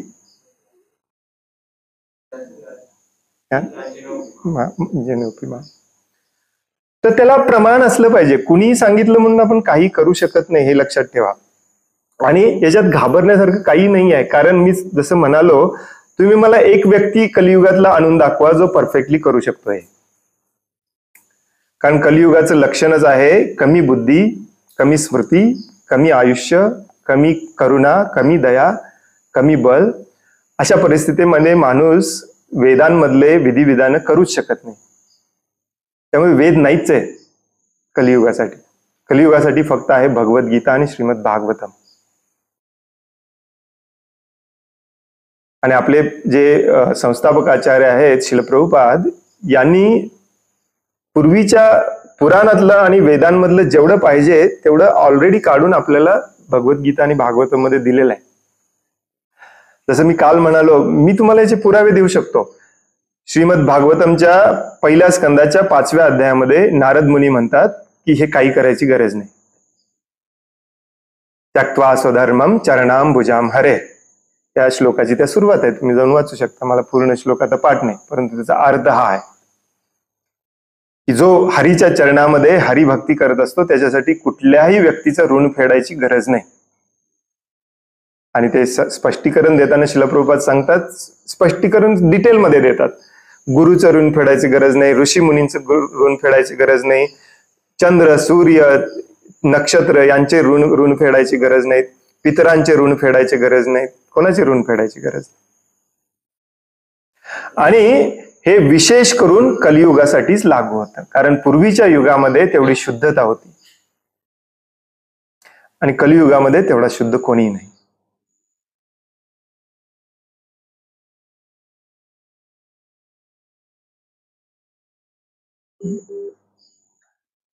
तर हे आता हे शास्त्राप्रमाणे मी तुम्हाला सांगितलं. आता तुमची इच्छा करायची असेल तर करा, मी काय तुम्हाला कोणाला बंधनकारक नाही आहे. परंतु एक गोष्ट लक्षात ठेवा, आपला धर्म जो आहे तो अशा प्रकारे, जसं आता मगाशीच आपण वाचलो की प्रत्येक जण स्वतःच्या मनाने काहीही करायला लागतो. स्वतःच्या मनाप्रमाणे भगवद्गीता समजावून सांगतो, स्वतःच्या मनाप्रमाणे भगवद्गीतेमध्ये बदल करतो, शास्त्रांमध्ये विधिविधानांमध्ये बदल करतो.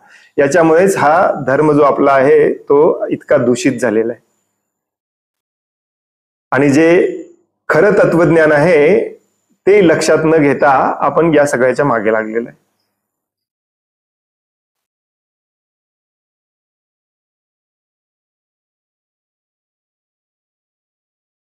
त्यामुळे एकच गोष्ट लक्षात ठेवा, तुमच्यापैकी बरेच जण नवीन आहेत, की जेव्हा कधी आपण हे असल्या गोष्टी ऐकतो तेव्हा त्याचं शास्त्राचं प्रमाण मागायचं आपण. आणि त्याच्या विरुद्ध जर आपल्या आचार्यांनी सांगितलेलं असेल तर त्याची पण चर्चा करायची की मग आचार्यांनी असं का सांगितलं, करू नका म्हणून.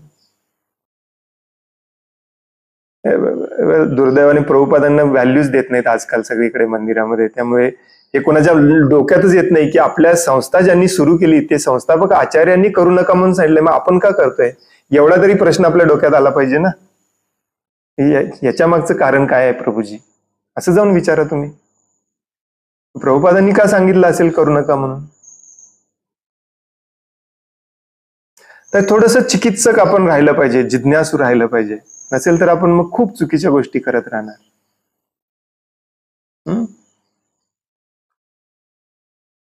हरे कृष्ण.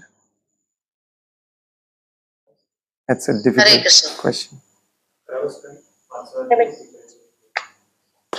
हरे कृष्णा प्रभूजी, दंडवत प्रणाम. हरे कृष्ण, दंडवत प्रणाम.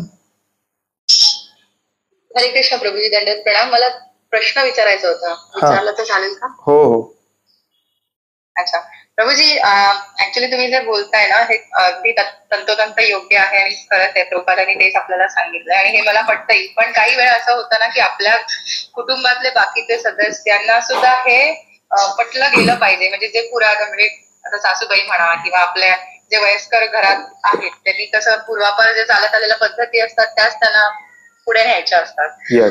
सो असं होतं की त्यांच्यासाठी हे करावं लागतं. पण मग थोडा बदल आम्ही असा केला की आधी जसं ब्राह्मणाला बोलून किंवा कोणाला तरी जोडप्याला बोलून जे अन्नदान करायचो ते आता थोडक्यात असा बदल झाला की आम्ही भगवंताला वाहून तो भोगाचा जो प्रसाद असतो तो मिक्स करून मग पितरांना नैवेद्य म्हणून अर्पण करतो. मग ह्या गोष्टीमुळे सुद्धा आपण काही अपराध करतो असं होऊ शकतं का? जसं मी काल म्हणालो की तुम्ही जर प्रभुपादांचे अनुयायी असाल तर घरातल्यांसाठी म्हणून तुम्ही त्याच्यामध्ये फक्त भाग घ्या, तुमची भावना बदलू नका. ज्या घरातले म्हणजे जे आपले नातेवाईक मित्र वगैरे, जसं मावशीचं कोणीतरी श्राद्ध घडलंय आणि आपल्याला निमंत्रण आहे, आपण असं म्हणू शकत नाही मी नाही येणार, मी याच्यात काही विश्वास ठेवत नाही. शेवटी आपण प्रेम आणि भावनेवरती आपले सगळे नाते जोडलेले असतात आणि भक्ती म्हणजेच प्रेम आहे.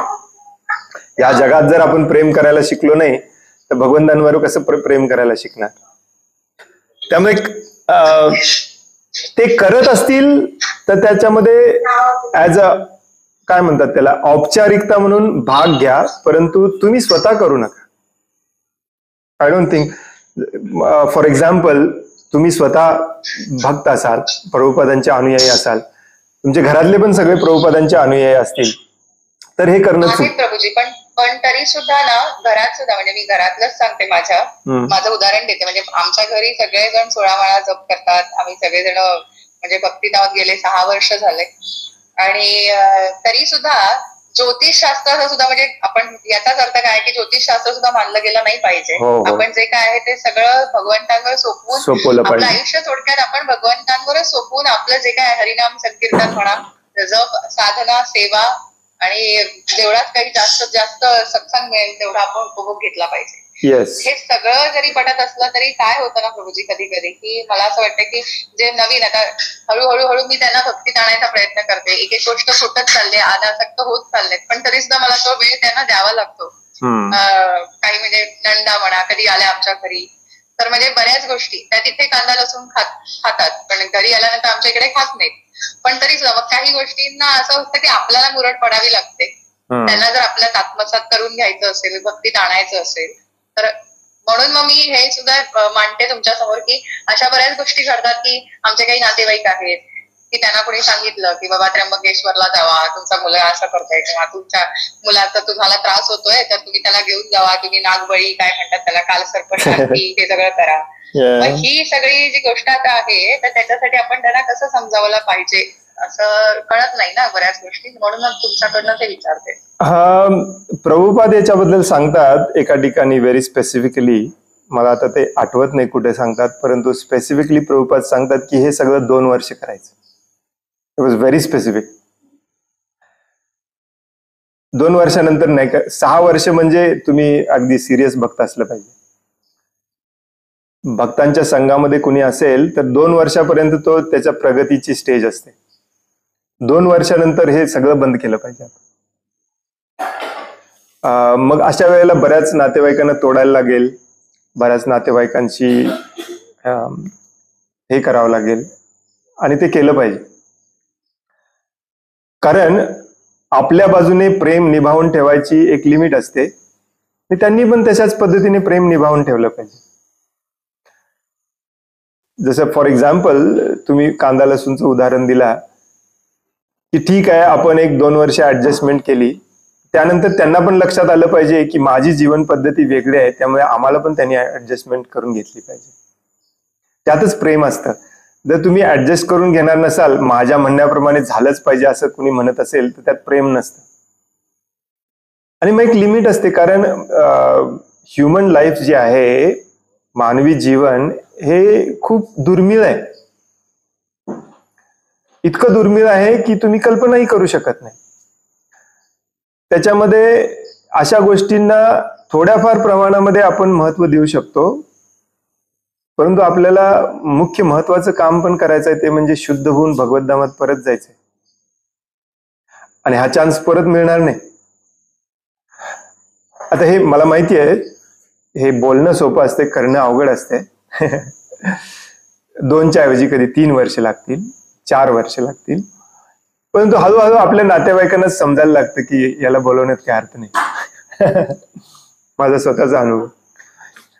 मग ते अशा कार्यक्रमांना वगैरे सांगायचं बंद करतात किंवा त्यांचं ते करतात. त्यांना माहिती असतं की मला याच्यामध्ये इंटरेस्ट नाही, किंवा त्यांना माहिती असतं की मी आलो तरी फक्त औपचारिकता म्हणून येणार, मी त्याच्यामध्ये भाग घेणार नाही. तर हे म्हणजे माझ्या सांगण्याचा उद्देश असा आहे की ठीक आहे, तुम्हाला 6 वर्ष झाले, अजून 2-4 वर्ष गेले तरी जाऊ देत, जशी तुमची इच्छा, परंतु या जन्मामध्येच हे सगळं बंद करायचंय. आणि त्या उद्देशाने आपण प्रयत्न केले पाहिजे. नसेल तर मग ह्या ऍडजस्टमेंटमध्ये, कारण माणूस हा संघाचा गुलाम असतो. कारणम गुणसंघस्य संघात संजायते काम.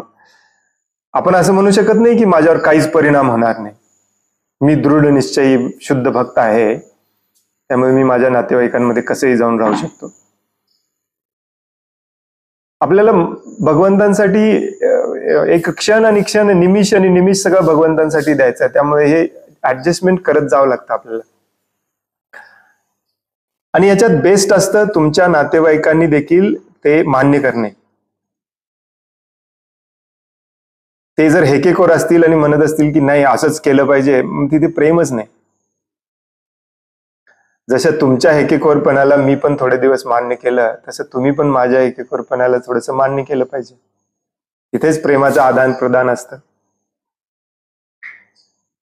त्यामुळं कारण काय होईल तुम्हाला सांगतो, तुम्ही जर असं ठीक आहे ओके करूया म्हणाला ना, तर ती कधीच संपणार नाही. त्याला एक टाइम लिमिट पण घालून दिली पाहिजे. भगवद्गीतेतून हाच एक विषय शिकायचा आहे आपल्याला. त्याला भगवंत म्हणतात दृढ व्रता, दृढ निश्चय. हा भगवद्गीतेचा अत्यंत महत्वाचा गुण आहे, दृढ निश्चय, डिटर्मिनेशन. भगवंतांना शरण जायचं, भगवंतांची सेवा करायचं, डिटर्मिनेशन, दृढ निश्चय. माझ्या उत्तराला तुम्ही निगेटिव्हली घेऊ नका, मला कळतं ऍक्च्युली. मला प्रभूजी तुम्ही जे तुम्ही सांगताय ते अगदी तंतोतंत योग्य आहे. आणि आम्ही बऱ्याच गोष्टी म्हणजे बदलल्या. इनफॅक्ट घरात आमच्या घराचं वातावरण पण बरंच बदललं, तर आम्ही ते अनुभवतोय अजूनही. 6 वर्ष झाली आम्हाला. इनफॅक्ट आता आम्ही बँगलोरमध्ये राहते आणि आमच्या घराजवळ सुद्धा सेंटर वगैरे काही नव्हतं. तर मी कराडमध्ये माझं माहेर आहे. कराडला मी सत्संगासाठी यायचे. बऱ्याच वेळेला आपल्याला झालं की बऱ्याच वेळेला आपल्याला कौटुंबिक बंधनं असतात, सामाजिक बंधनं असतात, धार्मिक बंधनं असतात, परंतु त्यातून कसं बाहेर पडू शकतो. माहेरी इस्कॉनचं हे होतं, म्हणजे 15 वर्ष झाली त्यांना, माझ्या आई वडिलांना. आमच्या घरी विग्रह पण आहेत माहेरी. मग नंतर इथे सासरी आमच्याकडे हळूहळू बदल झाले आणि विग्रह पण आले. बदल होत आहेत, बघतेय मी. भगवंत चमत्कार दाखवतात. आणि तुमच्या कृपा आणि तुमच्या सगळ्यांच्या चरणी माझे प्रणाम. विशेष करून माताजींसाठी हे खूप कठीण असतं. विशेष करून माताजींसाठी हे खूप कठीण असतं ऍक्च्युली. बऱ्याच घरामध्ये इव्हन नवऱ्याला देखील पटत नसतं. त्यामुळे अशा परिस्थितीमध्ये आपण भगवंतांची प्रार्थना करणे, जसं तुम्ही आता केला तशी भगवंतांची, वैष्णवांची कृपा मिळावी म्हणून प्रार्थना करणे. आणि मग भगवंत अरेंजमेंट करतील एखाद दिवस, नक्कीच करतील. हरे कृष्ण. हरे कृष्ण. धन्यवाद. हरे कृष्ण प्रभूजी. हरे कृष्ण. मला थोडं विचारायचं आहे तुम्हाला की जसं की एखाद्या म्हणजे माताजींच्या घरी ती फक्त भक्त आहे किंवा भक्तीमध्ये पुढे जायचा प्रयत्न करते आणि बाकी सगळे अभक्त आहेत, तर तिला आता घरातले सगळे कर्तव्य म्हणजे जे परंपरागत आहे ते तर करावेच लागणार. मग अशा वेळेस काय करायचं? म्हणजे आता तुम्ही म्हटलात की म्हणजे भक्तीमध्ये जो आला त्यानं पितरांची किंवा देवी देवतांची तर आपण करत नाही, पण पितरांची तर घरच्या एक स्त्री असते ती तिच्या पतीच्या आश्रित असते, तिला सगळं करावंच लागतं. मग तेव्हा काय कसं आणि काय करायचं? थोडस पेशन्स ठेवायचा, भगवंतांची प्रार्थना करायची आणि शुद्ध भक्तांच्या संघामध्ये भक्तिमय सेवा जास्तीत जास्त करायचा प्रयत्न करायचा. आणि त्याला जर घरच्यांचा विरोध होत असेल तर मात्र एका ठराविक काळानंतर काही कठोर निर्णय पण घ्यावे लागतात. प्रभुपाद सांगतात की फॉर एक्झाम्पल, मी एक वर्स्ट केस सिनारिओ सांगतोय की पती दारुडा आहे किंवा अत्याचार करतो. अशा परिस्थितीमध्ये प्रभुपादांचे गुरु वगैरे सांगतात की डायरेक्टली सोडून भक्तीमध्ये गेलेलं बेस्ट. आता तशी आपली सामाजिक परिस्थिती तशी नाही आहे, परंतु भक्ती सिद्धांत सरस्वती ठाकूरांनी अशा महिलांसाठी सेपरेट महिलाश्रम पण बनवलेला ऍक्च्युली. एक वर्स्ट केस सिनारिओ. परंतु नॉर्मली हिंदू धर्मामध्ये काय होतं, खूप सारा मिक्स मसाला खिचडी आहे सध्या. हे कुलदैवत आहे, ग्रामदैवत आहे, हे आहे, ते आहे, भरपूर काय काय काय काय काय काय काय काय असतं. आणि जोपर्यंत भगवद्गीता आपण सिरियसली वाचन श्रवण करत नाही तोपर्यंत हे पटवून देणं खूप कठीण असतं एखाद्याला. त्यामुळे स्त्री धर्माच्या विधी नियमांमध्ये भागवतमध्ये असं सांगितलेलं आहे की कसंही असलं तरी पतीची सेवा करणे आणि पतीच्या घरामध्ये आपण स्वतः कडून पाप कर्म न करता बाकीची सगळी सेवा करत राहणे हा पत्नीचा धर्म असतो. आता याच्यामध्ये एकच बदल शिलप्रभुपादांनी आणि शिलप्रभुपादांच्या आचार्यांनी केला, गुरूंनी केला, तो म्हणजे जर पती किंवा आपले घरचे अन्यायी अत्याचारी असतील तर मग सोडलं पाहिजे. दॅट्स लाईक वर्स्ट केस.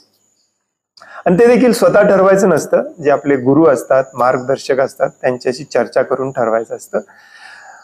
बाकीच्या सगळ्या केसेसमध्ये आपल्याला थोडंफार सहन करत, भगवंतांची प्रार्थना करत, आपल्या हातून काही अधार्मिक घडत नाही ना याची काळजी घेत जीवन जगणे हा एकमेव मार्ग असतो.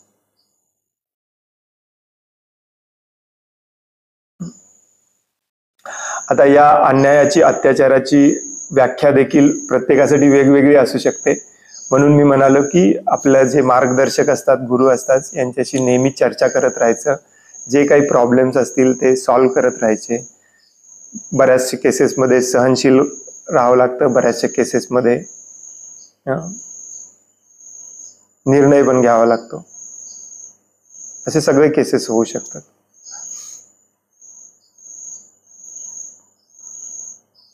मग म्हणजे असं भाव काय ठेवायचा तेव्हा, म्हणजे आपल्याला जे कार्य करायचं आहे, म्हणजे पितृ जेवण असेल, अगर काही देवतांची पूजा असेल, तेव्हा आपण भगवंताला भोग लावून असं म्हणू शकतो ना की हा, तुम्ही जे रोज शिकता शुद्ध भक्तांच्या संघामध्ये, भगवद्गीतेमध्ये, ते आपल्या घरातल्यांना सांगायचा प्रयत्न करायचा. ऐकले तर ठीक, नाही ऐकले तर ते जसे करतात तसं एक औपचारिकता म्हणून करायची. आणि जिथं खरं प्रेम असतं तिथे ऍक्च्युली ते ऐकले पाहिजेत. परंतु दुर्दैवाने आजची परिस्थिती अशी आहे की ते बऱ्याचदा हे कन्फ्लिक्ट होतात. शास्त्रामध्ये अशी ही उदाहरणं आहेत की एक, मी आता नाव विसरलो त्या माताजींचं, परंतु बऱ्याच युगापूर्वींची गोष्ट आहे. जो पती चोर असतो, मांस खात असतो, परंतु पत्नी त्याला सगळं बनवून देत असते. परंतु ती शुद्ध भक्त असते. मग तिला एक दिवस साधू येऊन तिला विचारतो की हे असं कसं काय, तू भगवत धामात जाणार नाही. ती म्हणते की माझे भाव शुद्ध आहेत, माझे पती जे आदेश देतात त्याप्रमाणे मी पतीची सेवा म्हणून मी फक्त हे करतो, त्याच्यात भगवंतांच्या भक्तीचं काही देणं घेणं नाही. मग तो साधू पण मान्य करतो की येस, तू डेफिनेटली भगवत धामात जाणार. आता ती परिस्थिती आहे तशी आताच्या युगामध्ये राहिलेली नाही आणि बराच अन्याय अत्याचार होतो, ते एवढं सहन करायचं नाही, बाकी सगळं सहन करायचं. आणि तो भाव असा ठेवायचा की मी त्यांची सेवा म्हणून करतोय, भगवंतांच्या भक्तीचा याच्यामध्ये काही देणं घेणं नाही, असा भाव ठेवायचा. आणि भगवंतांना रोज प्रार्थना करायची की ही परिस्थिती लवकर बदलू दे. एकमेव भगवंतच आपल्याला त्यातून बाहेर काढू शकतात. हरे कृष्ण. हरे कृष्ण.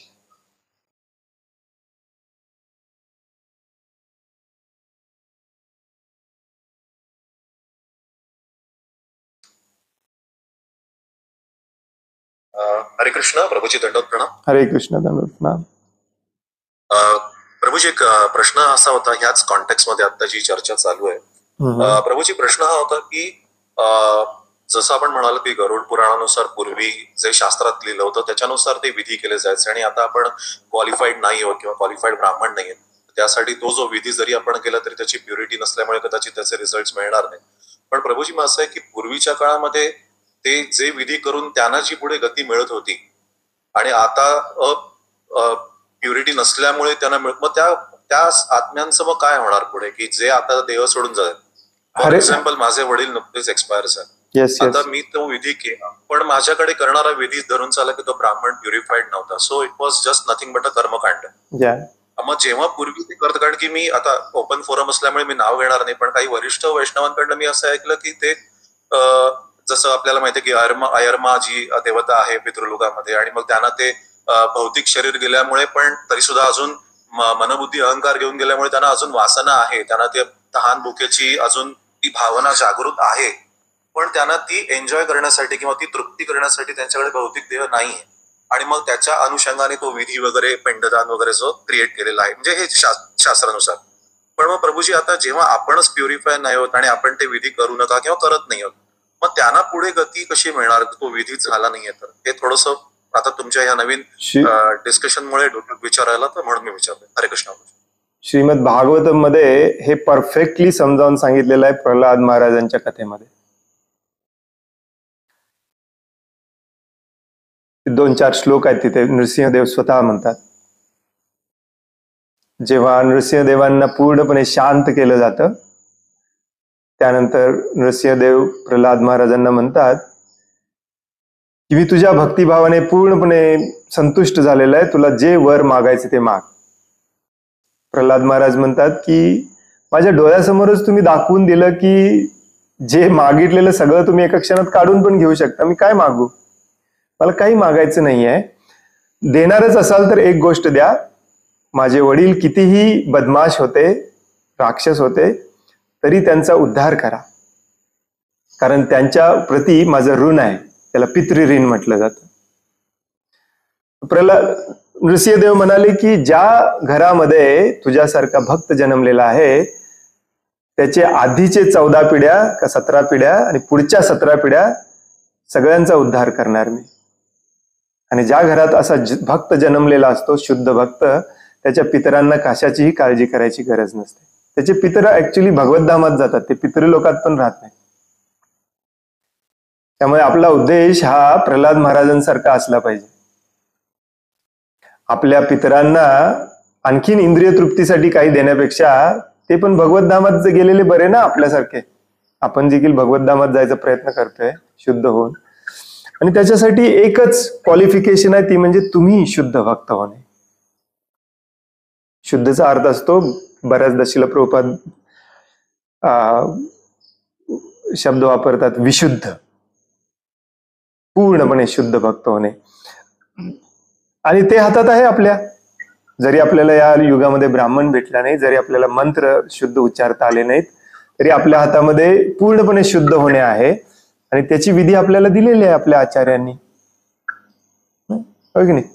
एकदम साधी सोपी विधी, हरिनाम संकीर्तन आणि सेवा करणे. आणि अशा प्रकारे आपण जर शुद्ध झालो तर आपल्या पुढच्या मागच्या सगळ्या पिढ्या भगवतधामात जातील.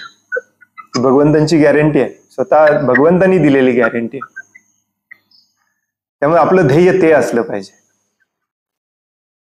ही वेदांमध्ये 70% कर्मकांड आहे, पण हे कर्मकांड का दिलेलं आहे? त्या लेवलच्या माणसाला एक स्टेप वरती आणण्यासाठी दिलेलं आहे. वेदांमध्ये हे पण सांगितलेलं आहे, तुम्ही मांस खा, मांसाहार करा, परंतु वेदांच्या विधीप्रमाणे करा. मग तो विधी करता करता तो मांसाहार सोडतो. आता मी हे डिटेलमध्ये जाऊन सांगत नाही, परंतु वेदांमध्ये हे सगळं द्यायचं कारण ते असतं की एखाद्याला इतकी अटॅचमेंट असते, आणि हे एखाद्या म्हणजे पूर्वीच्या काळामध्ये सगळ्यांनाच असायचे, आज पण सगळ्यांनाच आहे, नाही असं नाही, पितरांची, मुलंबाळांची. मग हे सोडण्यासाठी एक ठराविक विधी देऊन, ठीक आहे ते सोडा आणि पुढे या. फॉर एक्झाम्पल, भगवद्गीतेतच भगवान श्रीकृष्ण 1000 वेळा सांगतात देवी देवतांची पूजा करू नका, परंतु एका श्लोकामध्ये सांगतात की केलेले पण चांगलं आहे. का? कारण त्याच्यापेक्षा खालच्या थराला जाऊ नका. मी कुणालाच मानणार नाही, मीच देव आहे, मी काही पण करू शकतो, त्याच्यापेक्षा इंद्रदेवाची पूजा करताना करा, तो एक स्टेप चांगला असतो. तर वेद हे अनादि अनंत प्रकारच्या लोकांसाठी, प्रत्येक लोकासाठी पुढे येण्यासाठी वेदांमध्ये प्रोव्हिजन केलेली आहे.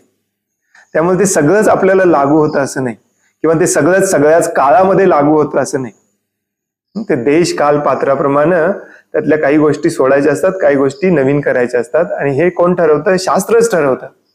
शास्त्रामध्ये हे पण दिलेलं असतं आणि ते आपले आचार्य आपल्याला सांगायचं काम करतात. त्यामुळे कलियुगामध्ये तुम्ही जर शुद्ध झाला तर त्याच्या इतकं कुठलंच तुमच्या घरात, घर दार, कुटुंब, पूर्वज सगळ्यांच्यासाठी ते शुभ आहे. त्यामुळे आपण हे जीव तोडून शुद्ध व्हायचा प्रयत्न केला पाहिजे, शुद्ध भक्त व्हायचा प्रयत्न केला पाहिजे. आणि ते आपल्या हातात आहे, हो की नाही? तुम्हाला ब्राह्मण मिळणार नाही, परंतु तुम्ही शुद्ध होऊ शकता. त्यासाठी तुम्हाला ब्राह्मण व्हायची काही गरज नाही. हा एक चुकीचा कन्सेप्ट आहे इस्कॉन मध्ये. आपण जसं 18वा अध्यायापर्यंत जाऊ तुम्हाला लक्षात येईल की ब्राह्मणच व्हायला लागत नाही शुद्ध व्हायला. अर्जुन काय ब्राह्मण नव्हता, अर्जुन शुद्ध भक्त होता. अर्जुन संन्यासी पण नव्हता, ब्रह्मचारी पण नव्हता. ऐक नाही आश्चर्याची गोष्ट, भगवंत 9व्या अध्यायात स्वतः म्हणतात, स्त्रिया, शूद्र, वैश्य, पाप योनी कोणीही असू देव तो माझा शुद्ध भक्त होऊ शकतो. मी सांगितलेलं भगवद्गीतेतलं आहे तसं आचरण करा. बस. तुमच्या पितरांबद्दल तुम्हाला काळजी करायची काही कारणच नाही, तुम्हाला ते भगवद्धामात भेटतील. आणि हे सांगितले कुणी? हे भगवंतांनी स्वतः सांगितले. त्यामुळे विश्वास न ठेवण्यासारखं काही नाहीच आहे याच्यामध्ये. हरे कृष्ण. हरे कृष्ण प्रभूजी. हरे कृष्ण. हरे कृष्ण प्रभूजी. माझा एक प्रश्न आहे. यस. प्रभूजी, माताजींनी जरी म्हणजे समजा एखाद्या घरच्या स्त्रीनी जर सगळं म्हणजे आपल्या ह्या इस्कॉनचं पूर्ण सगळं फॉलो करत असेल तर मागच्या आणि पुढच्या 31 पिढींचा उद्धार होतो का? Yes yes. पुत्र पुत्री कोणीही असू दे, भगवंत 9व्या अध्यायात स्पष्टपणे सांगतात. स्त्रिया, शूद्र, वैश्य, पाप योनीत जन्मलेला चांडाळ कोणीही असू दे, तो माझा शुद्ध भक्त होऊ शकतो. आणि माझा शुद्ध भक्त झाला तर त्याच्या सगळ्या पिढ्यांचा सगळ्यांचा उद्धार होतो. काही काळजी करायचं का? असं म्हणतात ना, म्हणजे घरातला पुरुष जर करतो तर सगळ्या पूर्ण पिढीला हे करतो, आणि स्त्रियांचं पण आहे का? काही नाही, तसं काही नाही दिलेलं कुठे. धन्यवाद. हरे कृष्ण.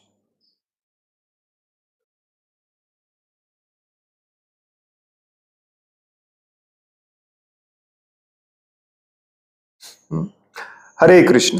खूप खूप धन्यवाद. वांछा कल्पतरोभयश्च कृपा सिंधुभ्य एव च पतितानां पावनेभ्यो वैष्णवेभ्यो नमो नमः. अनंत कोटि वैष्णव वृंद की जय. वैष्णव ठाकुर शिल प्रभुपाद की जय.